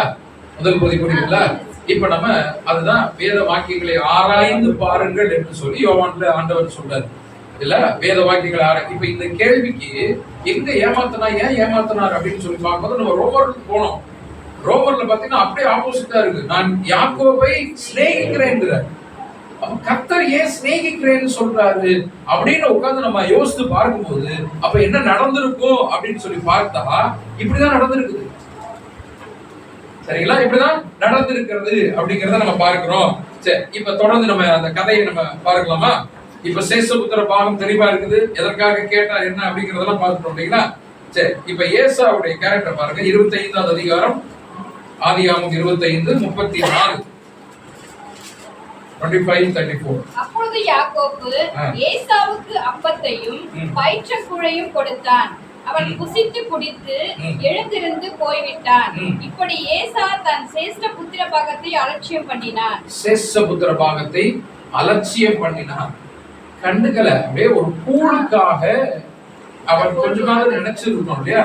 இந்த சேஷ்ட புத்திர பாகம்ங்கிறது சொத்து மட்டுமல்ல, நான் என் தாய் தகப்பனை கவனித்துக் கொள்ளக்கூடிய பொறுப்பு, காலங்காலமாக இருக்கக்கூடிய பொறுப்பு. இந்த பொறுப்பில் இருந்து சாப்பாட்டுக்காக அவர் என்ன பண்ணிடுறாரு? கலந்து போயிடுறாரு. அப்ப இவரை போய் கர்த்தர் சிநேகிக்கிறேன்னு சொல்ல முடியுமா? அதனாலதான் ஏசாவை நான் வெறுக்கிறேன். நான் சொன்ன கட்டளை, மூத்த பிள்ளை தாய் தகப்பன்மாரை கவனிக்க வேண்டும் என்று நான் சொன்ன கட்டளைய ஒரு சிவப்பான கூழுக்காக உதாசீனப்படுத்திட்டு போனவனை கர்த்தர் எப்படி நேசிக்க முடியும்? கரெக்டுங்களா? அப்ப ஏசாவை நான் வெறுத்தேன் அப்படின்னு சொல்லிட்டு அங்க அவர் சொல்றாரு. அப்ப இயேசுவுடைய குணாதிசயம் இப்படியாக இருக்குது அப்படின்னு பாக்குறோம். அடுத்து நம்ம 27ல கூட நீங்க பாத்தீங்கன்னா அங்க ஏசாவுடைய குணாதிசயம் தெரியும். அவன் வேட்டையில் வல்லவனும் வனசஞ்சாரியுமா இருந்தான். நான் அதான் சொன்னேன், வனசஞ்சாரினா ரொம்ப நாளா அவர் போயிடுவாருன்னு சொல்லுவாங்க. சரி, இப்ப தொடரலாம். இப்ப இந்த சூழ்நிலை, இப்ப அண்ணன் தம்பி 2 பேருக்குள்ள சேஷபுத்திர பாகத்தை மாத்திட்டாங்க. சரி, இப்ப இது ஈசாக்கு ரெபேக்காளுக்கு தெரியாது. இப்ப பாருங்க, தெரிய வருகிறதா என்ன நடந்தது அப்படிங்கறது தொடரலாம். 27வது அதிகாரம் வந்துருங்க. 1-4 வரைக்கும் வாசிக்கும். ஈசாவுக்கு முதிர் வயதானதினால் அவன் கண்கள் இருளடைந்து பார்வையிட்டு போன போது அவன் தன் மூத்த குமாரனாகிய ஏசாவை அழைத்து, ஈசாக்கு கண்ணு தெரியாம போயிடுச்சு. இப்ப மூத்த குமாரனாகிய ஏசாவை அழைத்து, ஏசாவை தான் அப்பாவுக்கு ரொம்ப பிடிக்கும் இல்லையா, என் மகனே என்றான். அவன் இதோ இருக்கிறேன் என்றான். அப்பொழுது அவன், நான் முதிர்வதானேன், என் மரணம் இன்ன நாளில் என்று அறிய, எனக்கு வயசாயிருச்சுப்பா, என்னுடைய மரணம் எப்பன்னு எனக்கு தெரியல, அதனால நீ என்ன பண்ணு, ஆகையால் நீ உன் ஆயுதங்களாகிய உன் அம்பார துணியையும் உன் வில்லையும் எடுத்துக்கொண்டு வனத்துக்கு போய் காட்டுக்கு போ, எனக்காக வேட்டையாடு, அதை எனக்கு பிரியமாயிருக்கிற ருசியுள்ள பதார்த்தங்களாக சமைத்து, எனக்கு பிரியமான ருசியுள்ள பதார்த்தங்களாக உணவாக சமைத்து நான் புசிக்கவும், நான் மரணமடையும் முன்னே என் ஆத்மா உன்னை ஆசீர்வதிக்கவும் என்னிடத்தில் கொண்டு வா என்றார். ஈசாக்குடைய கடைசி ஆசை என்னது? ஒரு வேட்டையாடி நல்ல சாப்பாடு சாப்பிடணும்னு எனக்கு ரொம்ப நாள் ஆசைப்பா, நீ அதை செஞ்சு கொண்டு வா, நான் உன்னை ஆசீர்வதிக்கும். கடைசி ஆசீர்வாதம் பெற்றோர்கள் வந்து பிள்ளைகளுக்கு கொடுப்பான். சோ அந்த ஆசீர்வாதம் நான் உன்னை ஆசீர்வதிக்கணும், நீ அந்த கொண்டு வான்னு சொல்லிட்டு ஏசாட்ட யார் சொல்றா? ஈசாக்கு சொல்றாரு. சரிங்களா? ஈசாக்கு அப்பா அவர் வந்து மூத்த பிள்ளையாகி ஏசாட்ட சொல்றாரு, காட்டுக்கு போய் ஒரு நல்ல விலங்கு வேட்டையாடி நல்ல டேஸ்டா சமைச்சு எனக்கு கொண்டு வா அப்படின்னு சொல்லிட்டாரு. கரெக்டுங்களா? இது ஈசாக்குடைய கடைசி விருப்பம். சரி, இப்ப 5வது வசனத்துக்கு. ஈசாக்கு தன் குமாரனாகிய ஏசாவோட பேசுகையில், ஈசாக்கு ஏசாட்ட இப்படி பேசிக்கிட்டு இருக்கிறத ரெபெக்காள் கேட்கிறான். அம்மாவுடைய வேலை என்னது? நான் சொல்றேன். சரிங்களா? அப்ப ரெபெக்காள் என்ன பண்றாங்க, அப்பாவும் பிள்ளையும் ரூமுக்குள்ள போய் என்னமோ பேசிக்கிட்டு இருக்காங்கப்பா, என்னப்பா பேசுறாங்க, ரொம்ப நேரம் பேசிக்கிட்டு இருக்காங்கன்னு சொல்லிட்டு ரெபெக்காள் என்ன பண்றாங்க, எல்லா வேலையும் போட்டுட்டு போய் கேட்கிறாங்க. கேட்டுக்கொண்டு இருந்தாள். ஏசா வேட்டையாடி கொண்டு வரும்படி வனத்துக்கு போனான். அப்பொழுது ரெபெக்காள் தன் குமாரன் யாக்கோபை நோக்கி, உன் தகப்பன் சொன்னாகிய ஏசாவை, ரெபெக்காள் வந்து என்ன கேட்டுக்கொண்டு இருந்தால், அடுத்து யாக்கோபை நோக்கி, உன் தகப்பன் உன் சகோதரனாகிய ஏசாவை அழைத்து, நான் புசித்து எனக்கு மரணம் வரும் முன்னே. சரி, இப்ப ஒரு நிமிஷம். இப்ப என்ன பண்றாங்க, ரெபெக்காள் கேட்டுக்கிட்டு இருக்காங்க. அப்பா வந்து ஏசா மூத்த பிள்ளைட்டு இப்படி சொல்லியிருக்காருப்பான்னு சொல்லிட்டு ரெபெக்காள் தனக்கு பிரியமான பிள்ளை யாரு? யாக்கோபு. சரியா? தனக்கு உதவியா இருக்கக்கூடிய 2வது பிள்ளை யாக்கோபு போய் சொல்ற, அப்பா உங்க அப்பா அண்ணன் இந்த மாதிரி சொல்லிட்டு இருக்காரு, நீ என்ன பண்ணு, நீ காட்டுக்கு போ, நீ காட்டுக்கு போய் ஏதோ ஒரு விலங்கு நீ புடிச்சு கொண்டு வா, நான் உனக்கு சமையல் பண்ணி தர்றேன், அதை எடுத்துட்டு போ, அண்ணன் வர்றதுக்குள்ள நீ எடுத்துட்டு போய் அதை சமைச்சு அதை கொண்டு போய் கூடு, அவர் சாப்பிட்டு பார்த்துட்டு அவர் உன்னை ஆசீர்வதிக்கட்டும். அண்ணன் வர்றதுக்குள்ள நீ போய், ஏசா மூத்த பிள்ளை வர்றதுக்குள்ள நீ முன்னாடி போய் அந்த ஆசீர்வாதத்தை நீ வாங்கிக்க, மூத்த பிள்ளையினுடைய ஆசீர்வாதத்தை நீ வாங்கிக்க. ஏன்னா சேஷ்டபுத்திர பாகத்தை நீ தான் இப்ப வாங்கியிருக்க. விஷயம் தெரிஞ்சு போச்சு அம்மாவுக்கு, ரெபெக்காளுக்கு தெரிஞ்சு போச்சு. சேஷ்டபுத்திர பாகம் இப்ப யார்கிட்ட போயிருச்சு? யாக்கோபுட்ட இருக்கு, 2வது பிள்ளைகிட்ட இருக்குன்னு தெரிஞ்சு போச்சு. இப்ப நீ என்ன பண்ணணும், மூத்த பிள்ளையினுடைய ஆசீர்வாதத்தை நீ உங்க அப்பா மரணமடை முன்னால் கொடுக்கக்கூடிய ஆசீர்வாதத்தை நீ போய் வாங்கணும். அப்படின்னா நீ டக்குன்னு போய் உன்னை புடிச்சு கொண்டு வா, நான் சமையல் பண்ணி தந்துடுறேன், நீ போய் ஆசீர்வாதத்தை வாங்கிக்க, அண்ணன் வர்றதுக்குள்ள எல்லாம் முடிச்சிடணும்னு சொல்லிட்டு அம்மா சொல்லி கொடுக்குறாங்க. யாருக்கு சொல்லி கொடுக்குறாங்க? யாக்கோபு. இப்ப ஏசா எங்க போறாரு? அப்பா சொல்றாருன்னு சொல்லிட்டு வேலைக்கு போயிட்டாரு. இப்ப யாக்கோபு என்ன பண்றாரு, இவர் அம்மா சொல்றாருன்னு சொல்லிட்டு அவர் என்ன செய்யறாருன்னு பார்க்கலாம். அப்பொழுது ரெபெக்காள் குமாரன் யாக்கோபை நோக்கி, 8வது வசனம். ஆகையால் என் மகனே, என் சொல்லை கேட்டு நான் உனக்கு கற்பிக்கிறபடி செய். நீ ஆட்டு மந்தைக்கு போய் 2 நல்ல வெள்ளாட்டு குட்டிகளை கொண்டு வா. அன்னை காட்டுக்கு போயிருக்கான், நீ என்ன பண்ண, நம்ம ஆட்டு மந்தை இருக்கு இல்லையா, அங்க போய் 2 வெள்ளாட்டு குட்டியை புடிச்சிட்டு வா. வெள்ளாட்டு குட்டியை நீ புடிச்சிட்டு வா, பாருங்க பின்னாடி வீட்டுக்கு முன்னாடியே இருக்கு, நீ புடிச்சு கொண்டு வா, நான் உனக்கு சமைத்து தருகிறேன் அப்படின்னு சொல்லிட்டு அங்க சொல்லிடுறாரா. இப்ப பாருங்க யாக்கோபு 11வது வசனம். அதற்கு யாக்கோபு தன் தாயாகிய ரெபெக்காளை நோக்கி, என் சகோதரனாகிய ஏசா ரோமம் மிகுந்தவன், நான் ரோமம் இல்லாதவன். அப்ப நம்ம பார்த்தோம், குழந்தை பிறக்கும் போதே உடம்பு முழுவத ரோம அங்கி தரித்தவனாக பிறந்தான் அப்படின்னு சொல்றோம். உடம்பு முழுக்க முடியோட தான் மூத்த பிள்ளை பிறக்கணும். இப்ப யாக்கோபு அவங்க அம்மா இப்படி சொல்றாங்க, ரெபெக்காள் என்ன சொல்றாங்க, நீ ஆட்டுக்குட்டி புடிச்சு கொண்டு வா, 2 ஆட்டுக்குட்டியை நான் உனக்கு சமைச்சு தரேன், நீ ஆசீர்வாதத்தை வாங்கிக்க அப்படின்னு சொல்றாங்க. அப்போ உடனே யாக்கோபு ஓகே சரி அப்படின்னு சொல்லல, ஆனா மறுக்கிற, அம்மா மாட்டிக்குவேம்மா, அவர் போய் ஆசீர்வதிக்கும் போது தலையை தடவி கையெல்லாம் தடவும் போது மாட்டிக்குவேன், ஏன்னா உடம்பு முழுக்க முடி உள்ளவன், நான் ரோமம் இல்லாதவன், நான் மாட்டிக்குவேன் அப்படின்னு சொல்லிட்டு நான் ஆசீர்வாதத்தை அல்ல சாபத்தை வாங்கி கொண்டு வர வேண்டிய சூழ்நிலை வரும் அப்படின்னு 12வது வசனத்தில் சொல்றாரு. மறுக்கிறார் யாக்கோபு, சரிங்களா, மறுக்கிறார். ஆனால் அவங்க அம்மா திரும்ப என்ன சொல்றாங்க? 13. அதற்கு அவள், தாய், என் மகனே, உன்மேல் ஒரு சாபம், அப்படி உன்னை சபித்தார் என்று சொன்னால் உன்மேல் வரக்கூடிய சாபம் என் மேல் வரட்டும் என்று சொல்லி, என் சொல்லை மாத்திரம் நான் சொல்றத மட்டும் கேளுடா அப்படின்னு சொல்லிட்டு போய் அவைகளை என்னிடத்தில் கொண்டு வா என்றார். கொண்டு வான்னு சொல்றான். அவங்க அம்மா சொல்லிட்டாங்க, இவன் போய் அவைகளை பொழிந்து தாயிட்ட கொண்டு வரான். அவங்க அம்மா சமைக்கிறாங்க, சமைச்சு முடிச்சு கொண்டு போய் இப்ப கொடுக்குறான். அண்ணே வேட்டைக்கு போயிட்டாரு, காட்டுக்கு போயிட்டு வர்றதுக்கு 1 நாளோ 2 நாளோ ஆகும். ஆனா இவர் வீட்டு பக்கத்துல இருக்கிற 2 வெள்ளாட்டுக்குட்டியை பிடிச்சு அம்மாட்ட கொடுத்தோன்னா அம்மா சமையல் பண்ணி சாப்பாடு செஞ்சு உடனே ஒரு 2 மணி நேரம் 3 மணி நேரத்துல எல்லாம் முடிச்சு கொண்டு போய் அப்பாட்ட சாப்பாடு போய் கொடுக்க ஆரம்பிச்சோம். சரி, இப்ப கொடுக்க ஆரம்பிக்கும் போது பாருங்க, ரெபேக்காள் அவங்க அம்மா செஞ்ச சமையல். இப்ப அப்பாவாகி யாரு? ஈசாக்கு. இப்ப யாரு போறா? இப்ப யாக்கோபு போற. இப்ப இந்த உள்ள ரூமுக்குள்ள போய் அவருடைய ஆசீர்வாதத்தை வாங்குறதுக்கு முன்னாடி அவங்க அம்மா இன்னும் சில காரியங்களை செய்யறாங்க.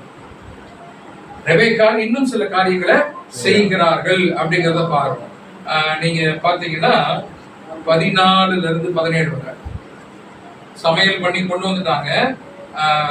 15 வருஷம். பின்பு ரெபெக்காள் வீட்டிலே தன்னிடத்தில் இருந்த தன் மூத்த மகனாகிய ஏசாவின் நல்ல வஸ்திரங்களை எடுத்து, ஏசாவுடைய நல்ல வஸ்திரங்களை எடுத்து தன் இளைய மகனாகிய யாக்கோபுக்கு உடுத்தி, தான் இளைய மகனாகிய இந்த வெள்ளாட்டுக்குட்டியை பிடிச்சிட்டு வந்த யாக்கோபுக்கு தான் அண்ணனுடைய ட்ரெஸ்ஸை போட்டுட்டு வெள்ளாட்டு குட்டிகளின் தோலை உரிச்ச 2 வெள்ளாட்டுக்குட்டியுடைய தோலை அவன் கைகளிலேயும் லோபமில்லாத அவன் கழுத்திலேயும் போட்டு தான் சமைத்த ருசியுள்ள பதார்த்தங்களையும் அப்பங்களையும் தன் குமாரனாகிய யாக்கோபின் கையிலே கொடுத்தார். கொண்டு போய் அப்பாட்ட போய் கொடுன்னார்.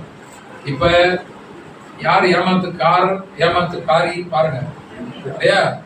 யாக்கோபு தான் ஏமாற்றுக்காரன்னு சொல்லிட்டு இருந்தோம். இப்ப அம்மா என்ன சொல்றாங்க, என்னென்ன தப்பு சொல்லி கொடுக்குறாங்க பாருங்க பிள்ளைக்கு. ஒண்ணு ஒட்டு கேட்கறது, அப்பாவும் பிள்ளையும் பேசுறத ஒட்டு கேட்கறது இல்லையா? 1. 2வது மூத்த மகனுக்கு விரோதமாகவே இளைய மகனை தூண்டி விடுறது, ரைட்டா? அப்ப இதை செய்ய அதை செய்யன்னு சொல்லிட்டு ஐடியாலாம் கொடுத்து அது பத்தலைன்னு சொல்லிட்டு அந்த ரோமம் மிகுந்த ஆடை ஒரு கம்பளி ட்ரெஸ் மாதிரி எடுத்து அதெல்லாம் போட்டுட்டு இந்த உரித்த ஆட்டினுடைய தோலை எல்லாம் எடுத்து கழுத்துல எல்லாம் சுத்தி விட்டு, ஏன்னா தடவி பார்க்கும்போது கண்ணு இல்லாம கண் பார்வை மங்கி இருந்தது பார்த்தோமா 1வது வசனத்துல. தன் இருளடைந்து கண்கள் இருளடைந்து பார்வையிட்டு போனோம். அப்ப அதனால தெரியாது யார் வருது, அவர் தடவி பார்த்துதான் தெரிஞ்சுக்குவார். அப்ப மூத்த பிள்ளைனா உடம்பு முழுக்க முடி இருக்குங்கிறத தெரிஞ்சுட்டு அவங்க அம்மா ரொம்ப கரெக்டா ரொம்ப அழகா அவர் எல்லா வேலையும் செஞ்சு அவனை உள்ள அனுப்பிச்சு விடுறாங்க.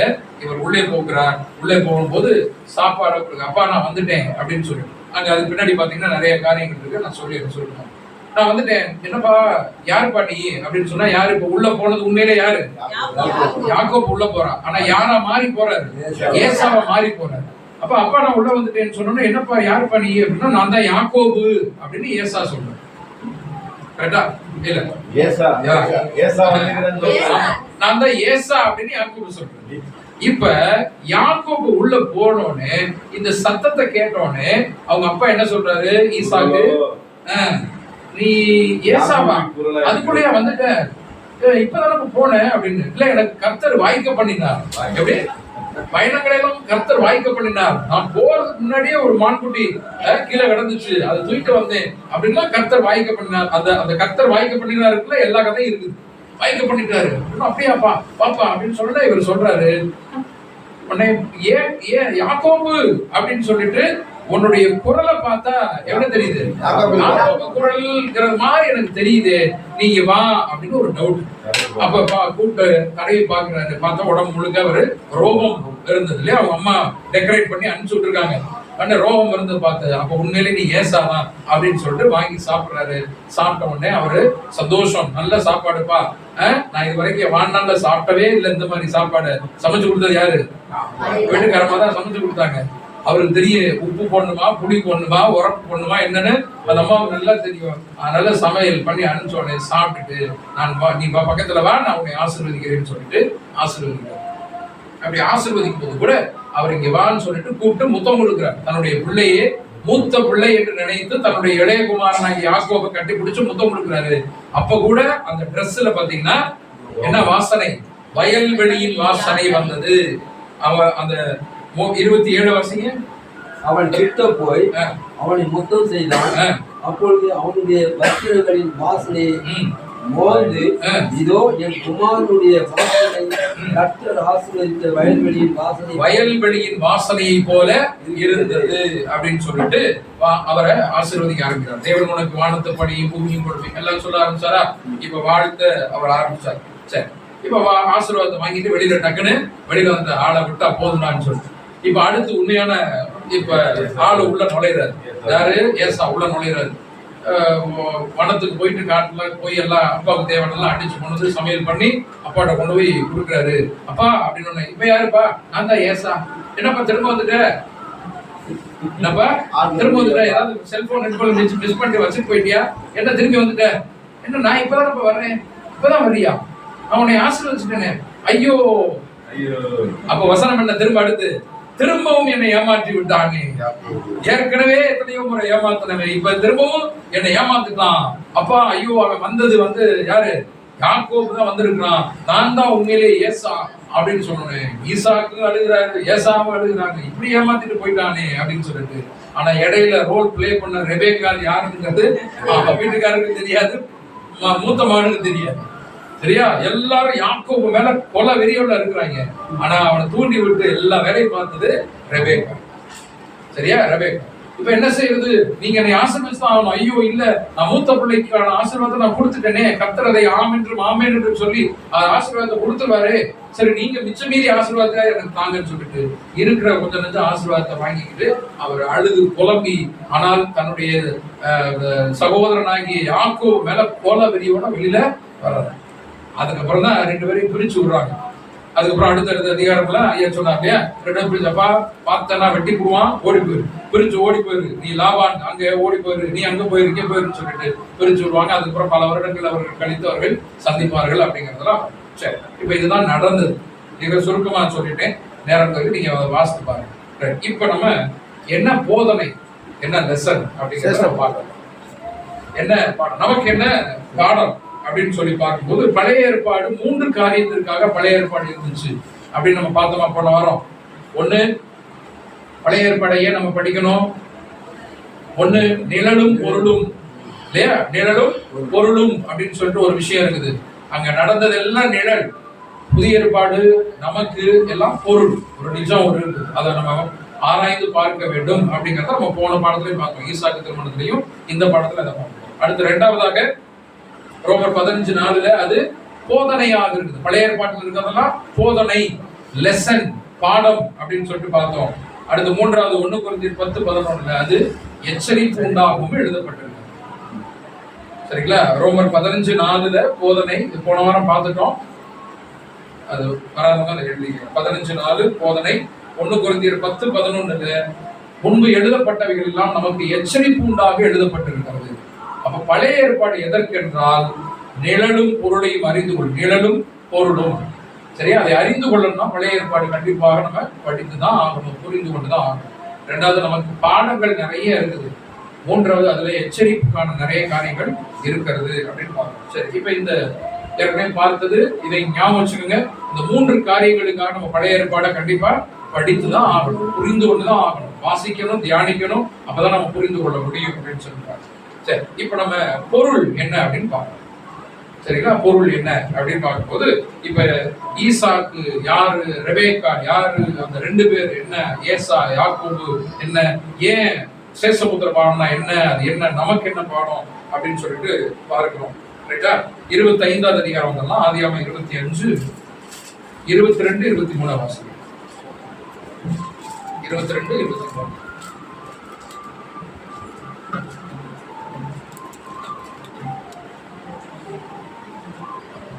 அவன் கர்ப்பத்திலே பிள்ளைகள் ஒன்றோடு ஒன்று மோதி கொண்டிருந்தன.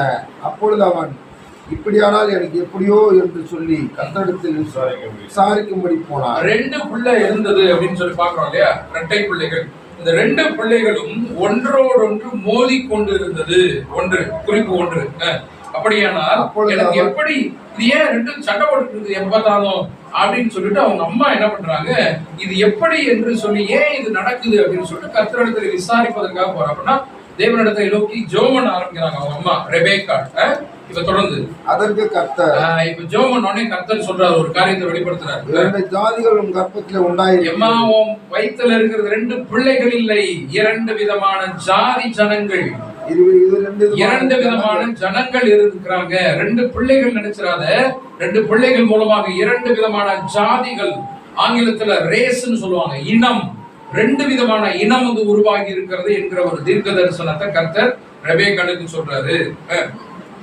2 வித ஜனங்கள் பிரியும், 2 வித ஜனங்கள் உன் வயிற்றிலிருந்து பிரியும். 2 வித குழந்தைகள் இல்லை, 2 வித ஜனங்கள் உன் வயிற்றிலிருந்து பிரியும். அவர்களில் ஒரு ஜனத்தார் மற்ற ஜனத்தாரை பார்க்கிலும் பலத்திருப்பார்கள். ஒரு ஜனம் மற்ற ஜனத்தை பார்க்கிலும் பலத்திருப்பார்கள். மூத்தவன் இளையவனை சேவிப்பான் என்றார். மூத்தவன் யாரு? ஏசா. இளையவன் யாரு? யாக்கோபு. ஏசா யாக்கோபை சேவிப்பான், வணங்குவான், அவனுக்காக காத்திருப்பான். சரிங்களா? மூத்தவன் இளையவனை சேவிப்பான். அப்ப ஏசா யாக்கோபுக்கு ஏறக்குறைய அடிமையாகும், ஏறக்குறைய வணங்கக்கூடிய நிலைமையா இவரை நம்பிதான் இருக்கணும் அப்படிங்கிற மாதிரி அந்த ஒரு காரியத்தை சொல்றாங்க. அப்படி என்றால் 2 ஜாதி ஜனம், 2 இனம். சரிங்களா? அது என்ன அப்படின்னு சொல்லி பார்க்கும்போது, மூத்த பிள்ளையாக இருக்கக்கூடியவர்கள் சேஷபுத்திர பாகம். அது யாரு அப்படின்னா, முதல்ல ஈசாக்கு யாருக்கு அடையாளம்? ஈசாக்கு பிதாவாகிய தேவனுக்கு அடையாளம். எழுதிங்க, ஈசாக்கு பிதாவுக்கு அடையாளம். வசனம் உபாகமும் 32:18. உபாகமம் 32:18.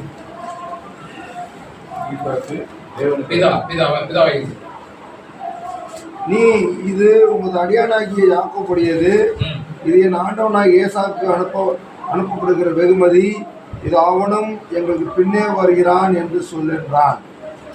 2ஆம் 3ஆம் வேலைக்காரனையும் மந்தைகளின் பின்னாலே போகிற அனைவரையும் நோக்கி, நீங்களும் ஏசாவை காணும்போது இந்த பிரகாரமாக அவனுடைய சொல்லி, இதோ உமது அடியானாகிய யாக்கோப்பு உங்கள் பின்னாலே. உபாகமம் 32:18. உன்னை ஜெனிப்பித்த கன்மலையை நீ நினையாமல் போனாய், உன்னை பெற்ற தேவனை மறந்தாய். உன்னை பெற்ற தேவனை நீ மறந்தாய் அப்படின்னு சொல்லிட்டு இஸ்ரேல் ஜனங்களை பார்த்து தேவன் அங்க சொல்றார், உன்னை ஜெனிப்பித்த கன்மலையை, உன்னை பெற்றெடுத்த அப்பாவை நீ மறந்து போனாய் அப்படின்னு சொல்றாரு. அப்ப உபாகமம் 32:18. அப்படி என்றால் ஈசாக்கு யாருக்கு அடையாளம் அப்படின்னா, பிதாவாகிய தேவனுக்கு அடையாளம். சரிங்களா? பிதாவாகிய தேவனுக்கு அடையாளமா இருக்கு. இப்ப தேவனுக்கு மூத்த பிள்ளை தான் யாரு? ஈசாக்கு மூத்த பிள்ளை யாரு? ஏசா. யாக்கோப் அடுத்த பிள்ளை யாக்கோப். இப்ப அது போல பிதாவாகிய தேவனுக்கு 2 பிள்ளைகள். ஒரு பிள்ளைன்னு சொன்னா இயேசு கிறிஸ்துன்னு சொல்லிருக்கோம். இப்ப 2 பிள்ளைகள். மூத்த பிள்ளை யாரு? அவரால் தெரிந்து கொள்ளப்பட்ட ஜாதி ஜனம். சேஷ்டபுத்திர பாகம் யாருக்கு கொடுத்தார்? மூத்த பிள்ளை தேவன் இந்த சேஷ்டபுத்திர பாகமாகிய இந்த விசேஷமான ஒரு சொத்தை, சுதந்திரத்தை தேவன் யாருக்கு, இந்த ஜனங்கள், இந்த உலகத்து ஜனங்களுக்கு கொடுத்தார் என்றால் இஸ்ரேலர்களுக்கு கொடுத்தார். கரெக்டா? இஸ்ரேலுக்கு தான் விசேஷமான காரியங்களை தேவன் இந்த உலகத்தில் உள்ள எல்லா ஜாதி ஜனங்களை காட்டிலும் அவர்களுக்கு தான் விசேஷமான காரியங்களை அவர் கொடுத்தார். உபாகமம் 7:6 வாசிக்கலாம். உபாகமம் 7:6.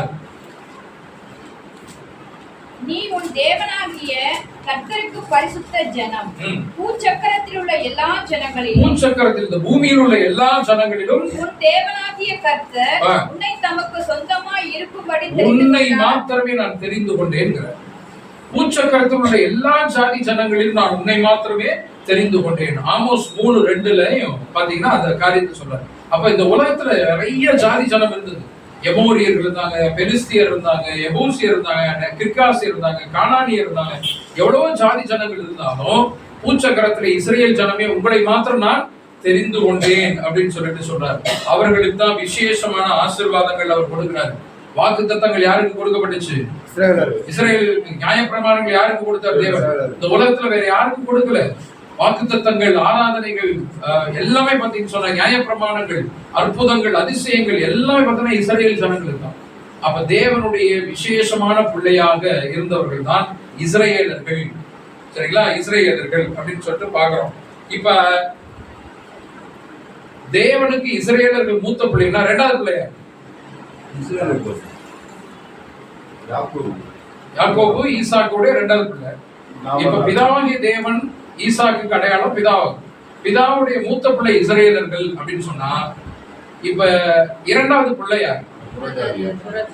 அவருடைய குதிங்காலை பிடித்து கொண்டு வெளிவந்தவன் அப்படின்னு ஒரு குறிப்பு வாஸ்தவமா? சரிங்களா? ஏசாவுடைய குதிங்காலை பிடித்து கொண்டு யாக்கோபு வந்தான் அப்படின்னு சொல்லி. இப்ப அது போல இஸ்ரவேலர்களுடைய குதிங்காலை பிடித்து கொண்டு இஸ்ரவேலர்களோடு ஒட்டி உறவாடி வந்த ஒரு கூட்டம் தான் யாருங்க? புறஜாதி. நாம். நமக்கு இன்னொரு பேர் இருக்குது, ஆவிக்குரிய இஸ்ரவேலர்கள். அவர்கள் மாம்சீக இஸ்ரவேலர்கள், நாம் எல்லாரும் ஆவிக்குரிய இஸ்ரவேலர்கள். கரெக்டா? அப்படிதானே சொல்லுவோம்.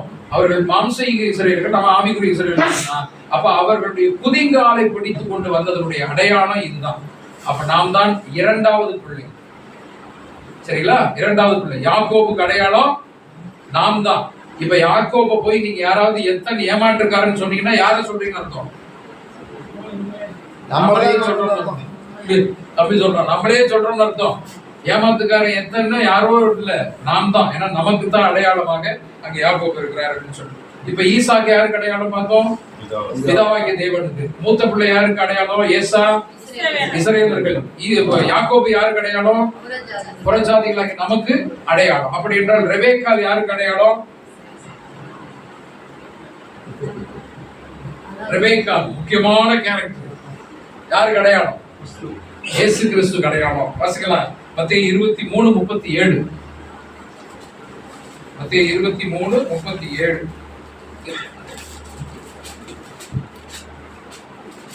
எருசலேமே, எருசலேமே, தீர்க்கதரிசிகளை கொலை செய்து உன்னிடத்தில் அனுப்பப்பட்டவர்களை கல்லெறிகிறவர்களே, கோழி தன் குஞ்சுகளை தன் சிறகுகளின் கீழே கூட்டி சேர்க்கும் வண்ணமாக நான் எத்தனை தரமோ. அப்படி என்றால் இயேசு கிறிஸ்து தன்னை ஒரு தாயாக இந்த இடத்துல பாவிக்கிறார் இல்லையா? கோழி தன் குஞ்சுகளை செட்டையின் கீழே வைத்து காப்பது போல நான் உங்களை காக்க மனதா இருந்தேன்னா, ஒரு கோழிக்கு, தாய் கோழிக்கு ஈடாக தன்னை அவர் அங்க உருவகப்படுத்துகிறார் அப்படின்னு பார்க்கும்போது, அப்ப ரெபேக்காளாக யாரை கொண்டு போய் வைக்கலாம் அப்படின்னா இயேசு கிறிஸ்து ஓமையாக பொருள். உண்மையிலேயே அப்படிதானா? மனைவியா, கணவனா, அந்த அர்த்தம்லாம் போக வேணாம். நமக்கு நிஜம் அப்படிங்கறத வைத்து பார்க்கும்போது அதுதான் அப்படி வருகிறது அப்படின்னு சொல்லிட்டு நம்ம பார்க்கணும். சரியா? சரி. இப்ப இவர்கள் அதனாலதான் இவங்க இரண்டு பேரும் இணைந்து ஆதாமை பெற்றெடுத்தார்கள். ஆதாமை பெற்றெடுத்தார்கள் என்னன்னு உங்களுக்கு புரியும். பெற்றெடுத்தார்கள் உண்மையிலே பெற்றெடுக்கல, உருவாக்கினார்கள். அப்ப நம்ம வாசிக்கிறோம் ஆதியாகமம் 1:1 நம்மை போல ஒரு மனுஷனை உண்டாக்குவோமாக, நம்முடைய சாயலாக உண்டாக்குவோம் அப்படின்னு சொல்றாங்களா? 1:26 வரும். சோ அப்ப நம்முடைய சாயல் அப்படின்னு சொன்னா அங்க கணவனும் மனைவியும் இணைந்து ஒரு குழந்தையை பெற்றெடுப்பது போல, ஒரு தாயும் தகப்பனும் இணைந்து ஒரு பிள்ளையை பெற்றெடுப்பது போல, அங்க பிதாவும் இயேசு கிறிஸ்து, ஈசாக்கு ரெபேக்காளும் சேர்ந்து ஒரு பிள்ளையை பெற்றெடுப்பது போல அங்க வசனம் நமக்கு சொல்லப்படுகிறது. நாம் நம்மை போல ஒரு பிள்ளையை பெற்றெடுப்போம், ஆதாமை உருவாக்குவோம் என்று அவங்க ரெண்டு பேரும் அங்க பேசுவதாக. அப்ப தேவனும் கிறிஸ்துவுமாக அங்க பார்க்கிறோம் அப்படின்னு சொல்லி. சரியா? இப்ப இது வரைக்கும் புரியுதுங்களா? ரைட். இப்ப அவர்களுக்கு கொடுக்கப்பட்ட, இஸ்ரேலர்களுக்கு கொடுக்கப்பட்ட சேஷபுத்திர பாகம் என்னென்ன? யாத்திராகமம் 19:5. யாத்திராகமம் 19:5. இப்பொழுது நீங்கள் என் வாக்கை உள்ளபடி கேட்டு என் உடன்படிக்கையை கைக்கொள்வீர்களானால் சகல ஜனங்களிலும் நீங்களே எனக்கு சொந்த சம்பத்தா இருப்பீர்கள். சகல ஜனங்களிலும் நீங்கள் எனக்கு சொந்த சம்பத்து. சம்பத்து என்னது? சொத்து, ஜுவல்ஸ் அர்த்தம். சொத்து. சகல ஜனங்களிலும் நீங்கள் தான் என்னுடைய சொத்து அப்படின்னு தேவன் மூத்த பிள்ளைக்கு சொல்றார். அடுத்து சங்கீதம் 147 19-20.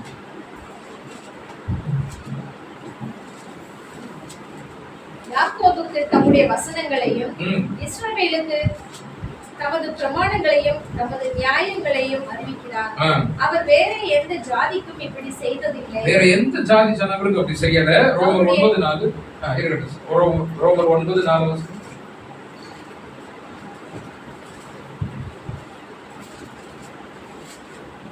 அவர்கள் இஸ்ரவேலரே புத்திர சுவிகாரமும் மகிமையும் உடன்படிக்கைகளும் நியாயப்பிரமாணங்கள் ஆராதனைகள் வாக்குத்தத்தங்கள் எல்லாம் அவர்களுடையது. அப்ப எல்லா சொத்தையும் அவர்களுக்கு தான் அவர் கொடுத்திருக்கார். அப்ப அப்பா தன்னுடைய பிள்ளைக்கு, மூத்த பிள்ளைக்கு 2 மடங்கு சொத்து கொடுத்தது போல மற்ற ஜாதி ஜனங்களை எல்லாம் தேவன் ஆசீர்வதிக்கிறார். கரெக்டுங்களா? நல்லோர் மீதும் தீயோர் மீதும் கதிரவனை ஒழிக்கப்படுகிறார், மழையை பொழியப்படுகிறார் பாக்குறோம். ஆனா அந்த ஜனங்களுக்கு மட்டும் 2 மடங்கு ஆசீர்வாதம். அதான் மூத்த பிள்ளைக்கு கொடுக்கிற ஆசீர்வாதம். இப்ப அததான் நம்ம இங்க வாசித்தோம். அப்ப இஸ்ரேல் ஜனங்களுக்கு அளவுக்கு அதிகமான ஆசீர்வாதங்களை அவர் அள்ளி கொடுத்திருக்கிறார் என்பதுதான் தேவனுடைய மூத்த பிள்ளை என்பதற்கான அடையாளமாக நம்ம பார்க்கிறோம். சரி, இப்ப அந்த ஆசீர்வாதத்தை அவங்க இழந்து போனாங்களா? சேஷபுத்திர பாகத்தை ஏசா இழந்து போனார் இல்லையா? இழந்து போனாரா? எதற்காக இழந்து போனாரு? எதை வாங்குறதுக்காக இழந்து போனாரு? கூழுக்காக தன்னுடைய சொத்தை, அந்த சுதந்திரத்தை இழந்து போனாரு அப்படின்னு சொல்லிட்டு பாக்குறோம் இல்லையா? அப்ப இஸ்ரேலர்கள் எந்த கூழுக்காக இந்த சொத்தெல்லாம் இழந்து போனாங்க? முதல்ல இந்த சொத்தை இழந்தார்களா?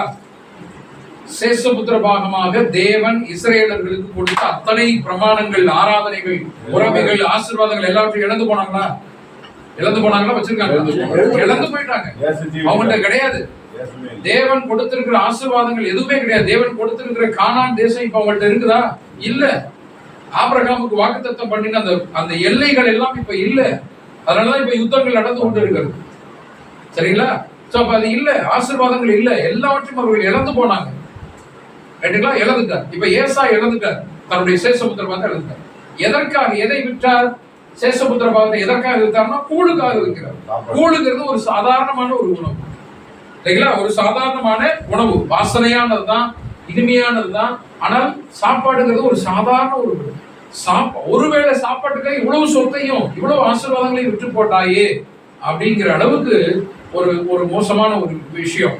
அப்ப ஒரு சாதாரணமான காரியங்களுக்காக தேவன் தங்களுக்கு கொடுத்த அத்தனை ஆசீர்வாதங்களை இஸ்ரேலர்கள் இழந்து போனாங்க. சொல்லுங்க, என்னென்ன சாதாரண காரியங்கள்?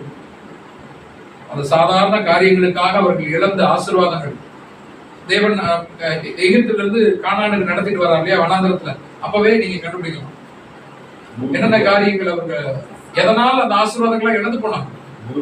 முறுமுறுத்தாங்க. என்ன முறுமுறுத்தாங்க? சாப்பாட்டுக்காக. அதை விடுங்க, நான் அதுக்கு முன்னாடி உங்களை கூட்டிட்டு போறேன். ஏதேன் தோட்டத்துல எவ்வளவு பெரிய ஆசீர்வாதத்தை ஆதாமும் ஏவாளும் பெற்றிருந்தாங்க இல்லைங்களா? எதற்காக அதை இழந்து போனாங்க? அந்த ஆசீர்வாதத்தை சாப்பிடணுங்கிறதுக்காக. இந்த சிவப்பான கூழ், அது போலதான் அந்த உணவு ஒரு பழத்துக்காக, ஒரு கனிக்காக அவ்வளவு ஆசீர்வாதங்களையும் அவர்கள் இழந்து போனாங்க. எவ்வளவு பெரிய ஆசீர்வாதம்னா மரணமே இல்லாத ஒரு வாழ்க்கை போச்சா? ஒரு சிவப்பான சாதாரண கூழுக்காக ஏசா அவ்வளவு பெரிய சொத்தை இழந்தது ஒரு பெரிய விஷயம். ஆனால் அதை காட்டில் ஒரு முக்கிய விஷயம் என்னதுன்னா, ஏதேன் தோட்டத்தில் நடந்தது இதே போல அங்க நடந்தது. ஒண்ணு, ஆதாம் ஏவாள் சிவப்பான கூழுக்காக சொத்தை வித்தது போல அங்க நடந்தது. இப்ப அடுத்து சொல்லுங்க, இஸ்ரேல் ஜனங்கள் முறுமுறுத்தார்கள். எதற்காக? உணவு. ஆமா, உணவு, நல்ல சாப்பாடு கொடுங்கன்னு சொல்லிட்டு முறுமுறுத்தாங்க. தேவனுடைய கோபாக்கினை வந்தது. காண வேணும் இல்லைங்களா, மன்னா வேணும் அப்படின்னு சொல்லிட்டு அதெல்லாம் முறுமுறுக்கிறாங்க. அடுத்து தேவனுடைய கோபத்தை வாங்குறாங்க. ஆமா, அடுத்து தண்ணிக்காக சண்டை போடுறாங்க, மோசையிட்ட சண்டை போடுறாங்க. இவன் மட்டும்தான், இவனோட தான் தேவன் பேசுவாரா, எங்களோட எல்லாம் பேச மாட்டாரான்னு சொல்லிட்டு மோசைக்கு விரோதமாக முறுமுறுக்கிறாங்க. சின்ன சின்ன அற்பமான காரியங்கள். இந்த அற்பமான காரியங்களுக்காக அவ்வளவு பெரிய ஆசீர்வாதங்களை இழந்து போனவர்கள் தான் இஸ்ரேலர்கள். அதுதான் இங்கே அந்த ஏசாவுக்கு அடையாளம். அற்பமான காரியம், ஒரு சின்ன காரியம். சின்ன பிள்ளைங்க பாருங்க, ஒரு பிஸ்கட்டுக்காக, ஒரு சாக்லேட்டுக்காக அங்கிள் கூட்டிட்டு போறாருன்னா கொடுத்தா கூட்டிட்டு போயிடுவாங்க, ஏமாத்திடுவாங்க. நம்ம சொல்லியிருக்கோம் இல்லையா பிள்ளைகளுக்குலாம், யாராவது சாக்லேட் கொடுத்தா வாங்கிடாத அப்படின்னு சொல்லி 50 பைசா சாக்லேட், 1 ரூபாய் சாக்லேட்டை கொடுத்து காதல கழுத்துல இருக்கிறத கட்டிட்டு போறாங்க. எவ்வளவு பெரிய ஆசீர்வாதத்தை இழந்து போறாங்க ஒரு சின்ன விஷயத்துக்காக. இது அன்று மாத்திரமல்ல, இன்றும் நடந்து கொண்டிருக்கிறது. நாமும் ஒருவேளை இந்த இந்த நிகழ்வுக்குள்ளாக இந்த நிலையில இருந்தோம்னா நாம் ஒரு பொழுதும் யாக்கோபாக முடியாது, ஏசாவாக தான் இருக்கும். ஏசா அற்பமான காரியத்திற்காக ஒரு மகிமை தாங்கிய அந்த சுதந்திரத்தை இழந்து போனார். இஸ்ரேலர்கள் பெரிய தேவன் தான் எங்களுக்கு சுதந்திரம், ராஜாவை ஏற்படுத்த வேணும்னு சொல்லிட்டு முறுமுறுக்கிறான். கரெக்டா, எங்களுக்கு ராஜா வேணும் அப்படின்னு சொல்லிட்டு அந்த இடத்துல சொல்றாரு சாமுவேல் தீர்க்கதரிசி, ஐயா பக்கத்து நாடுகள் ராஜாக்கள் அரண்மனை அது போல இவங்களும் கேட்கறாங்க அப்படின்னு சொன்னோன்னே சாமுவேல் சொல்றாரு, நான் எவ்வளவு சொல்லி பாக்குறேன் கேட்க மாட்டேங்கிறாங்க அப்படின்னு சொன்னது கர்த்தர் என்ன சொல்றாரு சாமுவேல்கிட்ட, அவர்கள் உன்னை தள்ளவில்லை என்னை தள்ளினார்கள், நான் அவர்களை இம்மட்டுமாய் ஆண்டு கொண்டு வழி நடத்தி கொண்டு வருகிறேன், ஆனா என்னுடைய ஆளுகைக்குள்ளாக அவர்கள் இருக்க மாட்டேன், எங்களுக்கு ஒரு மனிதரை ஏற்படுத்தி காட்டும் அப்படின்னு சொல்லிட்டு ஒரு மனுஷனை ஏற்படுத்தி செய்ய சொல்றாங்க, காட்ட சொல்றாங்க. என்னுடைய ஆளுகை அவர்கள் தந்துகிறார்கள், பட்டு திரும்பி வரட்டும். அப்ப தேவனுடைய ஆளுகை எவ்வளவு சமாதானமாக சந்தோஷமாக இருக்கும். அந்த ஆளுகையை இவர்கள் ஒரு சாதாரணமான ஒரு அரண்மனை, ஒரு ராஜா, ஒரு படை வீரர்கள், அந்த அவருடைய டிரெஸ், கிரீடம் இதெல்லாம் பார்த்து நம்ம நாட்டுல இந்த மாதிரிலாம் ஆளு இல்லையே என்று சொல்லி அவர்கள் ஏமாந்து போறாங்க. அப்ப அது போலதான் அற்பமான காரியத்திற்காக மகிமையான காரியங்களை இழந்து போதல், இது ஏசாவுக்கும் மாம்சீக இஸ்ரேலர்களுக்குமான ஒரு காரியம். அது போல நாம் ஒருபொழுதும் போயிடக்கூடாது. அற்பமான காரியங்களுக்காக மகிமையான காரியங்களை இழந்து போதல் அப்படிங்கிற ஒரு விஷயம், சரிங்களா? அற்பமான காரியங்களுக்காக ஐயா பென்னி பாஸ்டர் அவர் மைத்துனர் திருமண காரியங்கள் அது இது அவ்வளவு காரியங்கள் அவர் ஒரு நாள் ஷேர் பண்ணியிருந்தார். நான் தான் செய்ய வேணும் அப்படின்னு, ஆனால் ஒரு வாரமும் தவறாமல் வந்துகிட்டே இருந்தாங்க. அடுத்த அன்னைக்கு நிச்சயதார்த்தம், அன்னைக்கு கூட சாயந்தரத்துல வந்து கலந்து கொண்டு போகும்போது நான் உள்ளபடியே கர்த்தரை நான் ஸ்தோத்தரித்தேன். எவ்வளவு வாஞ்சியும் விருப்பம் உள்ள சகோதரர்கள், இப்படிப்பட்டவர்கள் தான் தேவனுக்கு தேவை. இந்த வைராக்கியம், இந்த வாஞ்சை, இந்த விருப்பம் என்னது, நான் இழந்துடக்கூடாது, நிச்சயதார்த்தம் நடக்கும், நான் கூட இருக்கணும், நான் தான் தாலியை கையில வச்சுக்கிட்டு இருக்கேன், நான் தான் நடத்தணும், இருக்கட்டும், நான் போய் ஏதாவது சில காரியங்களை நான் கற்றுக்கொண்டு வர்றேன். எவ்வளவு அருமையான ஒரு விஷயம், சரிங்களா? சோ இதுதான் நாம் நம்மள்ட்ட இருக்க வேண்டிய அந்த வைராக்கியம். இருக்கட்டும், உடம்பு சரியில்லாம போகும், மழை, அன்னைக்கு யாரோ ஒருத்தர் சொன்னாங்க மழை பெஞ்சிச்சு அப்படின்னு சொன்னா என்ன பண்றது, நான் 3 மணிக்கு கிளம்புறேன் அங்க இருந்து, 5:30 மணி ஸ்டடிக்கு நான் 3 மணிக்கு நான் அங்க இருந்து கிளம்பணும், 3 மணிக்கு வீட்டை விட்டு கிளம்பணும், அப்ப 2 மணிக்கெல்லாம் நான் தயாராகணும், சரிங்களா? சோ அப்ப அதெல்லாம் நம்ம நினைத்து பார்க்கணும். நம்ம இவ்வளவு காரியங்கள் நம்ம இதை நம்ம பெருசா நம்ம ஒன்றும் பெரிய லாபம் எடுக்கிற, போட்டோ எடுக்கிற, வெளிநாட்டு ஏதாவது பண்றோமா? ஒண்ணு இல்ல. நாங்கள் பெற்ற, அதுதான் பிரதர் சொல்லிட்டு நாங்கள் பெற்ற அந்த மகிழ்ச்சி, அந்த சந்தோஷம், சத்தியம், அது உங்களுக்கு பகிர்ந்து கொடுக்கதான் வரும், அவ்வளவுதான், சரிங்களா? இதை அந்த அற்பமான காரியங்களுக்காக இவ்வளவு மகிமையான காரியங்கள் நம்ம இழந்துடக்கூடாது அப்படிங்கிற ஒரு விஷயம், இது நம்ம இருதயத்துல எப்பொழுதுமே இருக்க வேண்டும். அன்பான சகோதரர் சொல்ற அதெல்லாம் தாழ்மையோடு நாம் கேட்கணும். எவ்வளவு பிஸியான காரியங்கள் இருந்தாலும் சரி, நம்ம கலந்து கொண்டு காரியங்களை கற்றுக்கொள்வது அப்படிங்கிறது ரொம்ப மிக முக்கியமானது. இது மட்டுமல்ல, நான் எந்த ஒரு காரியத்தை சொன்னார், மகிமையான காரியங்கள் எதுவா இருந்தாலும் தேவனுக்கு பிரியமானது. சரி, இப்ப ஏசா இழந்துட்டாரு, இஸ்ரேலர்கள் இழந்து போனாங்க. இப்ப இழந்த உடனே அந்த சேஷபுத்திர பாகம் யாருக்கு போகுது? ஏசாட்ட இருந்து யாருக்கு போச்சு? யாக்கோபு. இப்ப இஸ்ரேலர்கள் இருந்து இப்ப அந்த பாக்கியமும் புண்ணியமும் யார்கிட்ட வந்துருச்சு? இப்ப நமக்கு வந்துருச்சு, புறஜாதிகளுக்கு வந்துருச்சா? நாம் தான் இப்ப அதை பெற்றுக் கொண்டிருக்கிறோம். சேஷபுத்திர பாகத்தை இப்ப நாம் தான் அதை பெற்றுக் கொண்டிருக்கிறோம் அப்படிங்கறத நம்ம அங்க பார்க்கிறோம். சரி, ஈசாக்குடைய கண்கள் பார்வையற்று இருந்ததுன்னு பார்த்தோமா? ஈசாக்குடைய கண்கள் 27:1 முதிர் வயதான அவன் கண்கள் இருளடைந்து பார்வையற்று போன போது அப்படின்னு. அப்ப பிதாவுக்கு பார்வையில்லைன்னு அர்த்தமா? அப்ப என்ன அர்த்தம்? ரோமர் 2:11 ஈசாக்கு பார்வையற்று இதுதான் அர்த்தம். கண்கள் பார்வையற்று இருந்தார் அப்படிங்கிறது எதற்கு அடையாளம்னா, தேவனிடத்திலே பட்சபாதம் இல்லை. நீங்க நீதிமன்றங்கள் எல்லாம் ஒரு சிலை பார்த்திருப்பீங்க, நீதி தேவதை, கண்ணுல கருப்பு துணி போட்டு கட்டியிருப்பாங்க. அப்படின்னா கண்ணு இல்லைன்னு அர்த்தமா? கண்ணு இல்லை என்பதற்காக அர்த்தம் அல்ல. நான் பட்சபாதம் அற்றவள். நீதிமன்றத்துல ஏழை பணக்காரர், அந்த ஜாதி இந்த ஜாதி, இந்த மதம் அந்த மதம், பெரியவர் சிறியவர் என்ற பாதமே இருக்கக்கூடாது. பட்சபாதம் இல்லாமல் நீதி சொல்லுவோம் என்பதற்கு அடையாளமாக தான் கண்கள் கட்டப்பட்டிருக்கு.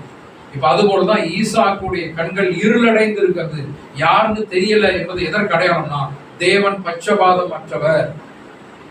அவர் ஒரு சாராருக்கு ஒரு விதத்திலையும் இன்னொரு சாராருக்கு ஒரு விதத்துல அப்படி பண்ண மாட்டாரு. பார்ஷியாலிட்டி பார்க்க மாட்டாரு, பட்சபாதம் மற்றவர் அப்படின்னு சொல்லிட்டு பார்ப்போம். சரிங்களா? ரைட். இப்ப யாக்கோபு சமையல் பண்ணி கொண்டு போறாரு. யாக்கோபு அவங்க அப்பாட்ட வந்து ஏசா அப்படின்னு சொல்றாரு. அந்த யாக்கோபுக்கு சமையல் பண்ணி கொடுத்தது யாரு? ரெபேக்காள் தான் சமையல் பண்றாரு. ஏசா அவங்க அப்பாட்ட சாப்பாடு செஞ்சு கொண்டு போறாரு. அவருக்கு சமையல் பண்ணது யாரு? அவரே தான் பண்ணிக்கிறார். அவங்க அம்மா உதவி செய்யல. யாக்கோபுக்கு நீ 2 ஆட்டுக்குட்டி பிடிச்சி என்கிட்ட கொண்டு வா, நான் சமையல் பண்ணி தரேன், நீ கொண்டு போன்னு சொல்லிட்டு அவங்க அம்மா சொன்னாங்க. அப்ப யாக்கோபு கொண்டு போன அந்த தட்டு, விருந்து தட்டுல சாப்பாடெல்லாம் செய்து கொடுத்தது ரெபேக்காள் தான். ஏசா அவங்க அப்பாவுக்கு சாப்பாடு அதே விருந்து தட்டு கொண்டு போறாரு. அதுல சமையல் செய்தது ரெபேக்காள் இல்ல. ரெபேக்காளுடைய பங்கே அங்கு இல்லை. அப்படி என்றால் இஸ்ரேலர்களுக்கும் ரெபேக்காளுக்கும் பங்கே இல்லை என்றால் என்ன அர்த்தம்? ரெபேக்காள் யாரு அடையாளம்? இயேசு கிறிஸ்துவுக்கு. வாங்க, நாங்க நேரடியா போயிடுவோம் பிதாட்ட. அப்படிதானே ஏசா போனாரு. அம்மா எனக்கு வேண்டாம், நான் நேரடியா போயிடுறேன், எனக்கு புஜ பலம் பராக்கிரமம் இருக்கு, நான் வேட்டையாட முடியும், நான் வனசஞ்சாரி, எனக்கு விலங்குகள் வந்து விழுகும், நான் அதை சமையல் பண்றேன், எங்க அப்பாவுக்கு பிடித்த சாப்பாடை நான் செஞ்சு கொண்டு போறேன், எங்க அம்மாவுடைய உதவி தேவையில்லை என்று சொல்லி அம்மாவை புறந்தள்ளி விட்டு இவர் நேரடியாக அப்பாட்ட போறாரு. ஆசீர்வாதத்தை வாங்கவில்லை. அம்மா மூலமாக போகிறார் ஒருவர், அவர் ஆசீர்வாதத்தை பெற்றுக் கொண்டு வருகிறார். நாம் எல்லோரும் தாய் வழியாக, அம்மா வழியாக தான் போய் கொண்டு இருக்கிறோம். அதனாலதான் ஜெபம் செய்யும் போது இயேசு கிறிஸ்துவின் நாமத்தில் வேண்டிக் கொள்கிறோம் பிதாவே என்று சொல்றோம். அப்படி நீங்க தாய் வழியா, ரெபேக்காள் வழியா போனாதான் அங்க உங்களுக்கு ஆசீர்வாதம் கிடைக்கும். நானா பாத்துக்குவேன் அப்படின்னு சொல்லிட்டு நீங்க யூதர்களும் சரி இஸ்லாமியர்களும் சரி நேரடியா பிதா, நேரடியா கடவுள், நேரடியா அல்லாஹ் நடக்காது. இங்க ரெபேக்காள் தான் சமையல் செஞ்சு கொடுக்கணும். ஏன் ரெபேக்காள் சமையல் செஞ்சு கொடுக்கணும்னா அவருக்கு என்ன பிடிக்கும் பிடிக்காதுங்கிறது ரெபேக்காளுக்கு தான் தெரியும். இயேசு கிறிஸ்து நாமத்தினால ஏன் போறோம் அப்படின்னா இயேசு கிறிஸ்துக்கு தெரியும் பிதா யாருன்னு, நமக்கு தெரியாது பிதா யாருன்னு. திடீர்னு பிதாட்ட போய் நான் நிக்கிறேன், நீ யாருப்பா அப்படின்னு சொன்னா இயேசு கிறிஸ்து தான் என்னை அனுப்பிச்சாரு அப்படின்னு சொல்லும்போது உட்காரு கரெக்டா? அதனாலதான் இயேசு கிறிஸ்துவின் நாமத்தினால அவருடைய நாமத்தை நம்ம காமிக்கிறோம், ப்ரொஜெக்ட் பண்றோம் பிரேயர்ல எல்லாம். அதனாலதான் என் நாமத்தில் நீங்கள் கேட்பீர்கள் சொல்லிட்டு சொல்றாரு. சரிங்களா? அப்ப ரெபேக்காள் வழியாக சமையல் செய்து போனவர் யாரு? யாக்கோபு. சரிங்களா? சரி, இப்ப யாக்கோபு, ரெபேக்காள், ஈசாக்கு நம்ம பார்த்துட்டோம். நாம் இயேசு கிறிஸ்து பிதா, இந்த வழியா தான் போகணும். ஒருவனும் என் வழியா என்று ஒருவனும் பிதாவிடம் போக முடியாதுன்னு, போகவே கூடாது, போக முடியாது. இயேசு கிறிஸ்து தான் வழி, இயேசு கிறிஸ்து தான் வழி, அவ்வளவுதான். நானே வழின்னு சொல்றேன். ரைட், இந்த மீனிங் புரியுதா? சரி, இப்ப யாக்கோபை கூப்பிட்டு அவருக்கு ட்ரெஸ் எல்லாம் போட்டு கொடுத்து ஏமாத்துகிற வேலையை ரெபேக்காள் செஞ்சாங்க இல்லையா? தப்பு தானே? இப்ப இயேசு கிறிஸ்து அந்த மாதிரி செய்யறாரா? சரியா? இப்ப அது என்ன அங்க நடந்தது, அதற்கு என்ன பதில் அப்படின்னு சொல்லி பார்க்கும்போது அவங்க அம்மா சொல்றாங்க, நம்ம வாஸ்தவம் 27:8, நான் உனக்கு என்ன சொல்கிறேனோ அதன்படியே நீ செய் சொன்னாங்களா? நான் உனக்கு என்ன சொல்கிறேனோ அதன்படியே செய் அப்படின்னு சொல்லு. அதுதான் கானா ஒரு கல்யாணத்துல அவங்க அம்மா சொல்றாங்க, அவர் உங்களுக்கு என்ன சொல்கிறாரோ அதன்படியே செய். ரெபேக்காள் சொல்றாங்க, எனக்கு தெரியும் உங்க அப்பா, எனக்கு தெரியும், நான் சொல்றத மட்டும் செய் அப்படின்னு சொல்லி சொன்னோன்னு அப்படியே அதுதான் புதிய ஏற்பாட்டிலும் அங்க பார்க்கிறோம்.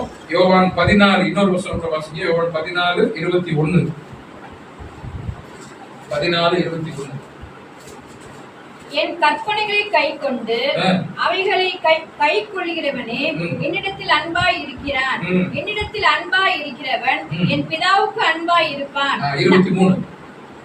இயேசு அவனுக்கு பிரதியுத்தரமாக, ஒருவன் என்னில் அன்பாய் இருந்தால் அவன் என் வசனத்தை கைக்கொள்ளுவான். நான் சொல்றத செய், அவ்வளவுதான். நான் சொல்றத செய். சரியா? நான் சொல்றத செஞ்சேன்னா நான் உன்னில் அன்பா இருக்கிறேன், பிதாவும் அன்பா இருக்கிறேன், நாங்கள் உன்னிடத்துல வாசம் பண்ணுவோம். நான் சொல்றத செய். கரெக்டா? அப்ப புதிய ஏற்பாட்டுல 4 நற்செய்தி நூல்கள் எல்லாமே கிறிஸ்து நமக்கு கற்பித்த காரியம். அவர் கிறிஸ்து கற்பித்த காரியங்கள் நாம் கை கொள்ளும் போது நாம் பிதாவுக்கு பிரியமானவர்களாக இருக்கிறோம். அவ்வளவுதான். ரைட்டா? அடுத்து இன்னொரு காரியத்தை அவங்க ரெபேக்காள் சொன்னாங்க. என்னது? இவர் போய் சொல்றாருமா, நான் போய் மாட்டிக்குவேன், ஆசீர்வாதத்தை வாங்குறதுக்காக நீ அனுப்புறேன்னு நினைச்சுக்கிட்டியா, என்னை சபிச்சிட போறாரு அப்படின்னு யாக்கோபு சொல்றாரா? சாபத்தை வாங்கிட்டு வந்துருவேன் அப்படின்னு சொன்னோன்னே அந்த அம்மா என்ன சொல்றாங்க ரெபேக்கா? அப்படி என்றால் உன்மேல் வரக்கூடிய சாபம் என்மேல் வரட்டும் என்று சொல்றாங்க இல்லையா? 27:13 இப்ப சொல்லுங்க, இது இயேசு கிறிஸ்து அடையாளமா இல்லையா? இயேசு கிறிஸ்து அடையாளம். உன்மேல் வரக்கூடிய சாபம் என்மேல் வரட்டும் என்று ரெபேக்காள் சொன்னது. ரெபேக்காள் இஸ் ஈக்குவல் டு இயேசு கிறிஸ்து. ஏனென்றால் நம்முடைய சாபங்களை எல்லாம் அவர் தூக்கி சுமந்தார். ரைட்டா? நம்முடைய பாவங்கள், நம்முடைய அக்கிரமங்கள் எல்லாவற்றையும் தூக்கி சுமந்தார். ஏசாயா 53 முழுவதும் நீங்க வாசித்து பார்த்தீங்கன்னா தெரியும்.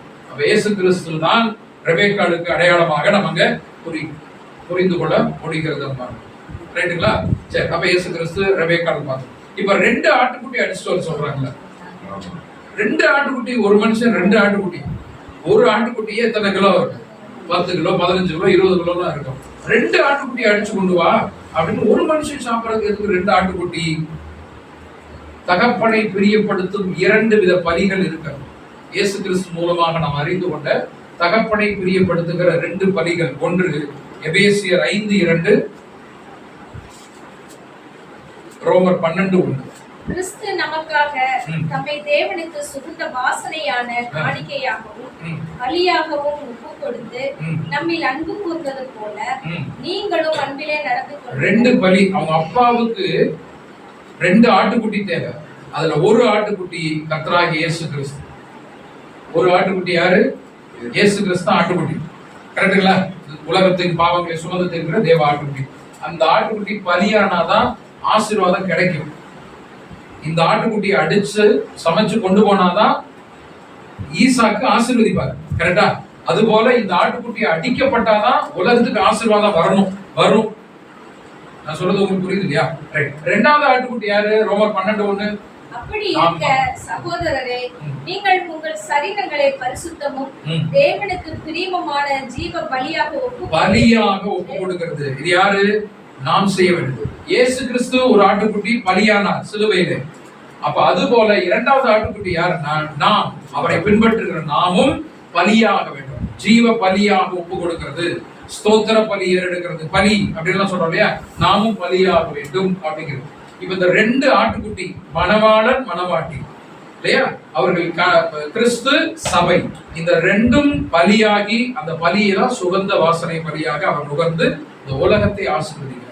அதுக்கப்புறம் தான் ஆசீர்வாதம் வருவது அப்படிங்கிற அடையாளம் நமக்கு தெரியும். சரிங்களா? சோ இதெல்லாம் நம்ம பார்க்கிறோம். ரோமம் உள்ள ஆடை தரிக்கிறது அப்படிங்கிறது வைராக்கியம். ரோமர் 10:1-4 வரைக்கும் நீங்க எழுதிக்கீங்க. ரோமர் 10:1-4 வரை வைராக்கியம். ஏன்னா அந்த ரோம ஆடை எப்படி இருக்கும்? சாஃப்டா இருக்குமா, ரஃபா இருக்குமா? ரஃபா இருக்கும். அப்ப இந்த ரஃபா இருக்குங்கிறது என்னதுன்னா வைராக்கியம். அப்படியே நிக்கணும். தேவனுக்காக பக்தி, வைராக்கியத்தோட சத்தியத்துக்காக நிற்பதுதான் வைராக்கியம். அப்படியே சாஃப்டா இருக்கிறது. அப்ப வைராக்கியம், அந்த ரோம ஆடைங்கிறது எதற்கு அடையாளம் தான்? வைராக்கியத்துக்கு அடையாளமாக இருக்குது. யார்கிட்ட இருக்க வேண்டியது இந்த ஆடை? யாருடைய ஆடை? ஏசாவுடைய ஆடை. இப்ப யாருக்கு போயிருச்சு? யாக்கோபுக்கு போத்தி விடுறாங்க. யாரு போத்தி விட்டது? அம்மா போட்டு விடுறாங்க, ரெபேக்காள் போட்டு விடுறாங்க. அது போல இந்த வைராக்கியம் என்கிற அந்த உணர்வு யார்கிட்ட இருக்கணும்? இஸ்ரேல் ஜனங்கள்ட்ட இருக்கணும். ஏன்னா ஆராதனை, வாக்குத்தத்தம், பிரமாணம், அதிசயங்கள், அற்புதங்கள் எல்லாவற்றையும் பார்த்தவங்க, கேட்டவங்க, பெற்றவங்க யாருன்னா இஸ்ரேலர்கள். அவர்கள்ட்ட அந்த வைராக்கியம் இல்ல. அதனால அந்த ஆடையை எடுத்து இப்ப இயேசு கிறிஸ்து யார்கிட்ட கொடுக்கிறாரு? காணாமல் விசுவசிக்கிற நமக்கு கொடுத்திருக்கிறாரு. நாம் இப்பொழுது பக்தி வைராக்கியமாக நின்று கொண்டிருக்கிறோம். இஸ்ரேலர்களை காட்டிலும் இந்த ஆடை, வைராக்கியம் என்கிற ஆடை நமக்கு வந்துருச்சு. கரெக்டுங்களா? அப்ப எப்படி பொருந்தி வருகிறது? ரொம்ப அழகாக பொருந்தி வருகிறத நம்ம பார்க்கிறோம் அன்பானவர்களே. சரி, இப்ப கடைசியாக அந்த ஆடையில ஒரு வாசனை வீசியதுன்னு பார்த்தோம்.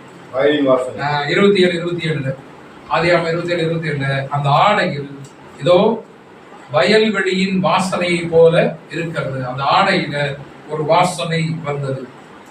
அந்த வாசனை வயல்வெளியின் வாசனை. நம்ம மழை பெஞ்சிச்சுன்னா ஒரு வாசனை வரும் இல்லையா? மண் வாசனை. அதே போல வயல்வெளியில ஒரு வாசனை வரும். நெல் அவிக்கும் போதோ அல்லது வேற காய்கறிகள் இதெல்லாம் வரும்போது பாத்தீங்கன்னா அந்த வாசனை, ஒரு பழ மார்க்கெட்டுக்குள்ள போறோம், ஒரு பூ மார்க்கெட்டுக்குள்ள போறோம், அந்த வாசனை வருது. அது போல வயல்வெளிக்கு என்று ஒரு வாசனை இருக்குது. அந்த வயல்வெளியின் வாசனையை இந்த ஆடையில் அவர் மோர்ந்து பார்த்து அவர் சொல்றாரு, ஓ வாசனை வருது அப்படின்னு சொல்றாரு. அதுக்கப்புறம் தான் மகனை ஆசீர்வதிக்கிறார், யாக்கோபை ஆசீர்வதிக்கிறார். அப்ப வயல்வெளியின் வாசனை. இப்ப இந்த ஆடை யார்கிட்ட இருக்குது? இந்த ரோம போர்த்த ஆடை யார்கிட்ட இருக்குது? நம்மள்கிட்ட இருக்குது இல்லையா? இப்ப நம்மகிட்ட இருக்குது. இப்ப இந்த ஆடையில என்ன வாசனை வீசணும்? ரோம ஆடை வீசக்கூடாது. ஆட்டுக்குட்டியை அறுத்து அதனுடைய தோலில் இருந்து தான் இந்த ரோம ஆடையை தயாரிக்கிறாங்க. அந்த ஆடையில் என்ன வாசனை இருக்கணும்னா ரத்த வாடை வரணும். ஆட்டுக்குட்டியை அறுத்து தானே அந்த தோலை எடுக்கிறாங்க. ஆனா ரத்த வாடையை அவங்க அப்பா பார்க்கல, வயல்வெளியின் வாசனையை பார்க்கிறார். ஆட்டுக்குட்டி தோல்ல இருந்து ரத்த வாடை தானே வரணும், அல்லது ஏதாவது ஒரு கெமிக்கல் போட்டு இது பண்ணா அந்த மருந்து வாடை வரணும். வயல்வெளியின் வாசனையே அவங்க அப்பா பார்க்கிறார். அப்படி என்றால் நமக்கு இந்த ஆடை கொடுக்கப்பட்டிருக்குது. நம்முடைய சரீரத்திலும் இந்த ஆடையிலும் வயல்வெளியின் வாசனையை மோர்ந்து பார்க்கிறார். அந்த மோர்ந்து பார்த்து ஆம் வயல்வெளியின் வாசனை இவளுடைய ஆடையில் வீசுகிறது என்றால் அதற்கு பின் தான் ஆசீர்வாதம். இப்ப இந்த வயல்வெளியின் வாசனை நம்மிடத்துல இருக்கிறதான்னு செக் பண்ணி பாருங்க. என்ன வயல்வெளி வாசனை? இந்த வயல்ல என்ன இருக்குது? நிலம் இருக்குது, விதை இருக்குது, கனி இருக்குது, காய் இருக்குது, செடி இருக்குது, விளைச்சல் இருக்கு, அறுவடை இருக்குது, எல்லாம் இருக்கு இல்லையா? இப்ப அது போலதான் மத்தேயு 13:38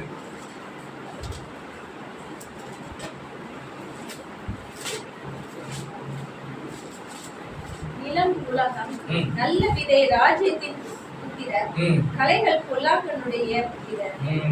இதுதான் அந்த 13வது அதிகாரத்துல பாத்தீங்கன்னா இந்த வயல்வெளியை குறிச்சு பார்க்கணும். அப்ப நிலம் என்னது? ராஜ்யத்தின் புத்திரர். நாம் நல்ல நிலமாக இருக்கிறோமா? ராஜ்யத்தின் புத்திரராக இருக்கிறோமா? தேவனுடைய ராஜ்யத்துக்கு அடுத்த பிள்ளைகளாக இருக்கிறோமா? அதான் ராஜ்யத்தின் புத்திரர். அடுத்து விதைகள் என்னது? வேத வசனம். என்னிடத்துல விதைகள் இருக்கிறதா?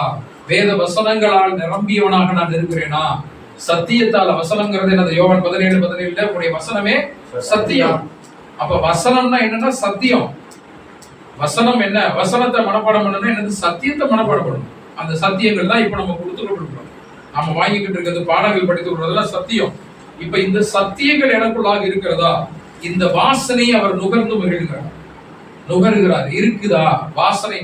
விதை வாசனை வரணும், வயல் நல்ல நிலமாகிய அந்த இருதய வாசனை வரணும், அறுவடை வாசனை வரணும், உழைக்கிற வாசனை வரணும், அறுக்கக்கூடிய வாசனை வரணும், விளைச்சல் வாசனை வரணும், கனி வரணும் இல்லையா? கனிகளை தேடுகிறோம் இல்லையா? அப்ப நாம எல்லாம் கனிகள் கொடுக்கிறவர்களா இருக்கணும். இதெல்லாம் நமக்குள்ள இருந்தாதான் நம்ம நுகர்ந்து பார்க்கும்போது ஆகா இது கர்த்தரை கொடுக்கிற வயல்வெளி வாசனையை போல இருக்குது, இன்னும் என்னிடத்துல வா, நான் உன்னை ஆசீர்வதிக்கிறேன் என்று அதுக்கப்புறம் தான் ஆசீர்வதிக்கிறேன். சோ இதை நம்ம செக் பண்ணி வைராக்கியம் போட்டிருக்கலாம், நமக்கு கொடுத்திருக்கலாம், வைராக்கியம் ஆடையை தரித்திருக்கலாம், காணாமல் விசுவசிக்கிறோம், சத்தியத்தை எல்லாம் கொடுத்திருக்கலாம். ஆனால் வயல்வெளி வாசனை வீசுனதுக்கு அப்புறம் தான் கூப்பிடுறாரு, வா செக் பண்ணணும், கூப்பிட்டு எல்லாம் செக் பண்ணிட்டு இந்த வயல்வெளி வாசனை வந்ததுக்கு அப்புறம் தான் நம்பி அதுக்கப்புறம் ஆசீர்வதிக்கிறோம். இப்ப அது போலதான் நமக்கு ஒரு வயல்வெளியை கடவுள் கொடுத்திருக்காரு இயேசு கிறிஸ்து மூலமா. என்னது கடைசி கட்டளை? என்ன இயேசு கிறிஸ்துடைய கடைசி கட்டளை? பூமி எல்லாம் போய் சுவிசேஷத்தை, ராஜ்யத்தின் சுவிசேஷத்தை நீங்க சாட்சியா அறிவீங்க, அப்பொழுது உங்களுக்கு முடிவு வரும் அப்படின்னு சொன்னார். ரைட்டா? ராஜ்யத்தின் சுவிசேஷத்தை அறிவீங்க, பிதா குமாரன் பரிசுத்தாவி நாமத்தினாலே ஞானஸ்தானம் கொடுங்க, சுவிசேஷத்தை அறிவீங்க, போங்க அப்படின்னு சொல்லி அனுப்புறாரு. அப்ப நிலம் என்பது இந்த உலகம். கரெக்டா? இந்த நிலம் என்பது இந்த உலகம். இப்ப நாங்க என்ன பண்றோம்? இன்னைக்கு விதைய விதைக்கிறோம், ஒவ்வொரு வாரமும் இந்த விதையை விதைக்கிறோம். இப்ப நீங்க இந்த சத்தியத்தை போய் எங்கேயாவது சொன்னீங்கன்னு சொன்னா நீங்க விதையை விதைக்கிறீங்க. இப்படித்தான் எங்களுக்கு ஒரு விதை விதிக்கப்பட்டது, அவர்களுக்கு ஒரு விதை விதிக்கப்பட்டது. அப்ப தேவன் அந்த விதைக்கு காரணராக இருக்கிறார். அப்ப அவர்கிட்ட இருந்து அப்படியே அந்த விதைகள் விதைகள் மாறி மாறி மாறி வந்து விதைகள் விதைக்கப்படுகிறது. இந்த உலகம் முழுவதும் இப்பொழுது விளைச்சல் இருக்கிறது. ஒரு காலம் வரும், அறுவடையின் காலம் வரும். அப்பொழுது கருக்கு வாழை எடுத்துக்கிட்டு அறுவடைக்காக வருவார். அப்பொழுது கோதுமை மணிகள் எல்லாம் களஞ்சியத்தில் சேர்க்கப்படும், பதர்களோ கட்டி அக்கினியினால் சுட்டெரிக்கப்படும், களைகள் சுட்டெரிக்கப்படும். சரிங்களா? நாம் களைகளாக அல்ல, கோதுமை மணிகளாக வளர்வதற்கு நாம் தான் கோதுமை மணிகள், நாம் தான் விதைகள், நாம் தான் விவசாயி, நாம் தான் எல்லாமே. ஆளிந்தால் நாம் தான். கரெக்ட் தானே? நாம் தான் கனி கொடுக்கிற மரம். அப்ப விதை இல்லையா? இல்ல, நான் தான் விதை. விதை என்னது? சத்திய வசனம். வசனம் எனக்குள்ள இருக்குது. ஆமா, எனக்குள்ள இருக்குது. அப்ப நான் விவசாயி இல்லையா? ஆமா, நான் விவசாயி. பாருங்க, போய் நான் சுவிசேஷத்தை விதைக்கிறேன். நான் விவசாயம் செயல்படணும். அப்ப எந்தெந்த நேரத்துல எப்படி நான் இருக்க வேண்டுமோ அப்படி நான் இருந்து கொண்டேதான் இருக்கும். நான் விதையாவே தான் இருப்பேன், சத்தியம் தான் எனக்குள்ள, எனக்கு வேற எங்கேயுமே சொல்லலாம் இல்ல. சத்தியமாக மாற வேண்டிய இடத்துல விதை பெற வேண்டிய இடத்துல விதை பெறணும், நிலத்துக்கு போய் விவசாயம் பண்ண வேண்டிய இடத்துல விவசாயம் பண்ணணும், அறுக்க வேண்டிய இடத்துல அறுவடையா இருக்கணும், கனி கொடுக்க வேண்டிய இடத்துல கனி கொடுக்கணும், எல்லா வேலையும் நம்ம செய்யணும். இந்த காரியத்தை தான் நம்மளே நுகர்ந்து அவர் பிதாவாகிய தேவன் நம்ம மகிழ்கிறார் அப்படின்னு சொல்லிட்டு நம்ம அங்க பார்க்கிறோம். சரிங்களா? சோ இப்ப கடைசியில தேவன் அப்படி என்றால் ஏசாவை தள்ளி விட்டாரா? நான் முடிக்கிறேன். ஏசாவை இப்ப அதுக்கப்புறம் நடந்தது உங்களுக்கு நினைவில் இருக்குதா? யாக்கோபு ஏசாவும் பிரிஞ்சு போயிடுவாங்க. கரெக்டா? திரும்ப சேருவாங்களா? சேர்ந்தாங்களா? திரும்ப சேர்ந்தாங்க. திரும்ப சேர்ந்து ரெண்டு பேரும் சண்டை போட்டுக்கிட்டாங்களா? இல்ல. பயங்கர அன்பாயிட்டாங்க. மன்னித்து ஒருவருக்கு ஒரு அன்பாயி அவர்கள் கட்டி பிடிச்சு அழுது படை பரிவாரங்களோட வந்து எல்லாம் சந்தோஷமா அவர்கள் இருவரும் இணைந்து ஹாப்பி எண்ட் சுபம் அப்படின்னு படம் முடிஞ்சிருச்சு. முடிஞ்சிருச்சு. கரெக்டா? அப்ப இதுதான் இந்த நமக்கான முடிவு. இன்றைக்கு மூத்த பிள்ளை இரண்டாவது பிள்ளைன்னு சொல்லிட்டு இஸ்ரேலர்களும் மாம்சீக இஸ்ரேலர்களும் ஆவிக்குரிய இஸ்ரேலர்களும் பிரிந்து காணப்பட்டாலும் அவர்களிடமிருந்து அத்தனை ஆசீர்வாதங்கள் இன்றைக்கு நமக்கு ஆவிக்குரிய இஸ்ரேலர்கள் வந்தாலும் ஒரு காலம் வரும் பொழுது இருவரை தேவன் ஒன்றாக சேர்க்கிறார். அவர்களை அவர் புறந்தள்ளவில்லை. இஸ்ரேலர்களை புறந்தள்ளிட்டாரா? இல்லை. அவர்கள் அறியாமல் செய்தார்கள் அப்படின்னு சொல்லிட்டு அங்க சொல்றாரு. இயேசு கிறிஸ்து இஸ்ரேலை பார்த்து சொல்லும் போது அழும்போது சொல்றாரு, நீ ஓடி தன்னுடைய சிறைகளுக்குள்ளாக குஞ்சுகளை மறைத்து வைப்பது போல மறைத்து வைக்க ஆசையா இருந்த உன்னிடத்திலே உனக்கு மனதெல்லாம் போயிடுச்சு. நீ கர்த்தருடைய நாமத்தினாலே வருகிறவர் ஸ்தோத்தரிக்கப்பட்டவர் என்று சொல்லுகிற நாள் வரை இது முதல் என்னை காண மாட்டார். கர்த்தருடைய நாமத்தினாலே வருகிறவர் ஸ்தோத்தரிக்கப்பட்டவர் என்று சொல்லுகிற வரை என்னை காண மாட்டார். ஒருவேளை சொல்லிட்டாங்கன்னா கர்த்தருடைய நாமத்தினாலே வருகிறவர் ஸ்தோத்தரிக்கப்பட்டவர் சொல்லிட்டாங்கன்னா பார்த்துருவேன். வசனம் புரியுதுங்களா? கர்த்தருடைய நாமத்தினாலே வருகிறவர் ஸ்தோத்தரிக்கப்பட்டவர் என்று நீ சொல்லுகிறவரை என்னை காண மாட்டாயின்னு சொன்னார். அவங்க சொல்லிட்டாங்கன்னா பார்த்துருவாங்கன்னா கரெக்ட் தானே? கர்த்தருடைய நாமத்தினால பிதாவாகிய நாம தேவனுடைய நாமத்தினாலே வந்தவர் தான் இயேசு கிறிஸ்து என்று இயேசு கிறிஸ்துவை ஏற்றுக்கொள்கிறவரை இஸ்ரேலர்கள் பார்க்க மாட்டாங்க. இயேசுவை மெசியாவாக பார்க்க மாட்டாங்க. ஒருவேளை இயேசுவை மெசியாவாக ஏற்றுக்கொண்டால் அவர்கள் இயேசுவை சொந்த ரட்சகராக மெசியாவாக அவர்கள் பார்ப்பார்கள். அப்படி என்றால் ஒரு காலம் வரும், அப்பொழுது இஸ்ரேலர்கள் இயேசு கிறிஸ்துவை சொந்த இரட்சகராக மெசியாவாக ஏற்றுக்கொள்வார்கள். அப்பொழுது ஏசாவும் யாக்கோபும் ஒன்று சேர்வது போல ஆவிக்குரிய இஸ்ரேலாகிய அவர்களும் பூமிக்குரிய மாம்சீக இஸ்ரேலாகிய அவர்களும் ஆவிக்குரிய இஸ்ரேலாகிய நாமும் ஒன்று சேர்கிற ஒரு காலகட்டம் வரும். அந்த காலத்திற்காக நாம் எதிர்நோக்கி காத்திருப்போம். தேவன் அந்த காலத்தை வெகு சீக்கிரமாக கொண்டு வருவார். அவர்களுடைய காரியங்கள் என்ன, அவர்கள் எப்படி ஆசீர்வாதத்தை இழந்து போனார்கள், அவர்களுடைய அடி என்ன, தண்டனை என்ன, சாபங்கள் என்ன என்கிற காரியத்தை அடுத்த வகுப்புல இஸ்ரேலர்களுடைய நிலைமை என்ன, அவர்கள் நாடு எப்படி காணா போச்சு, அந்த நாடை எப்படி கண்டுபிடிச்சாங்க, முதல் உலக போர் எப்படி வந்தது, இரண்டாம் உலக போர் எப்படி வந்தது, அதுல நடந்த மிக முக்கியமான காரியங்கள் என்ன என்பதை தேவன் சுத்தமா நம்ம அடுத்த வாரம் நம்ம தியானிக்கலாம். அதுவரை தேவனுடைய கிருபையின் கரமும் நம்மோடு கூட இருந்து தாங்கி ஏந்தி வழி நடத்துவதாக.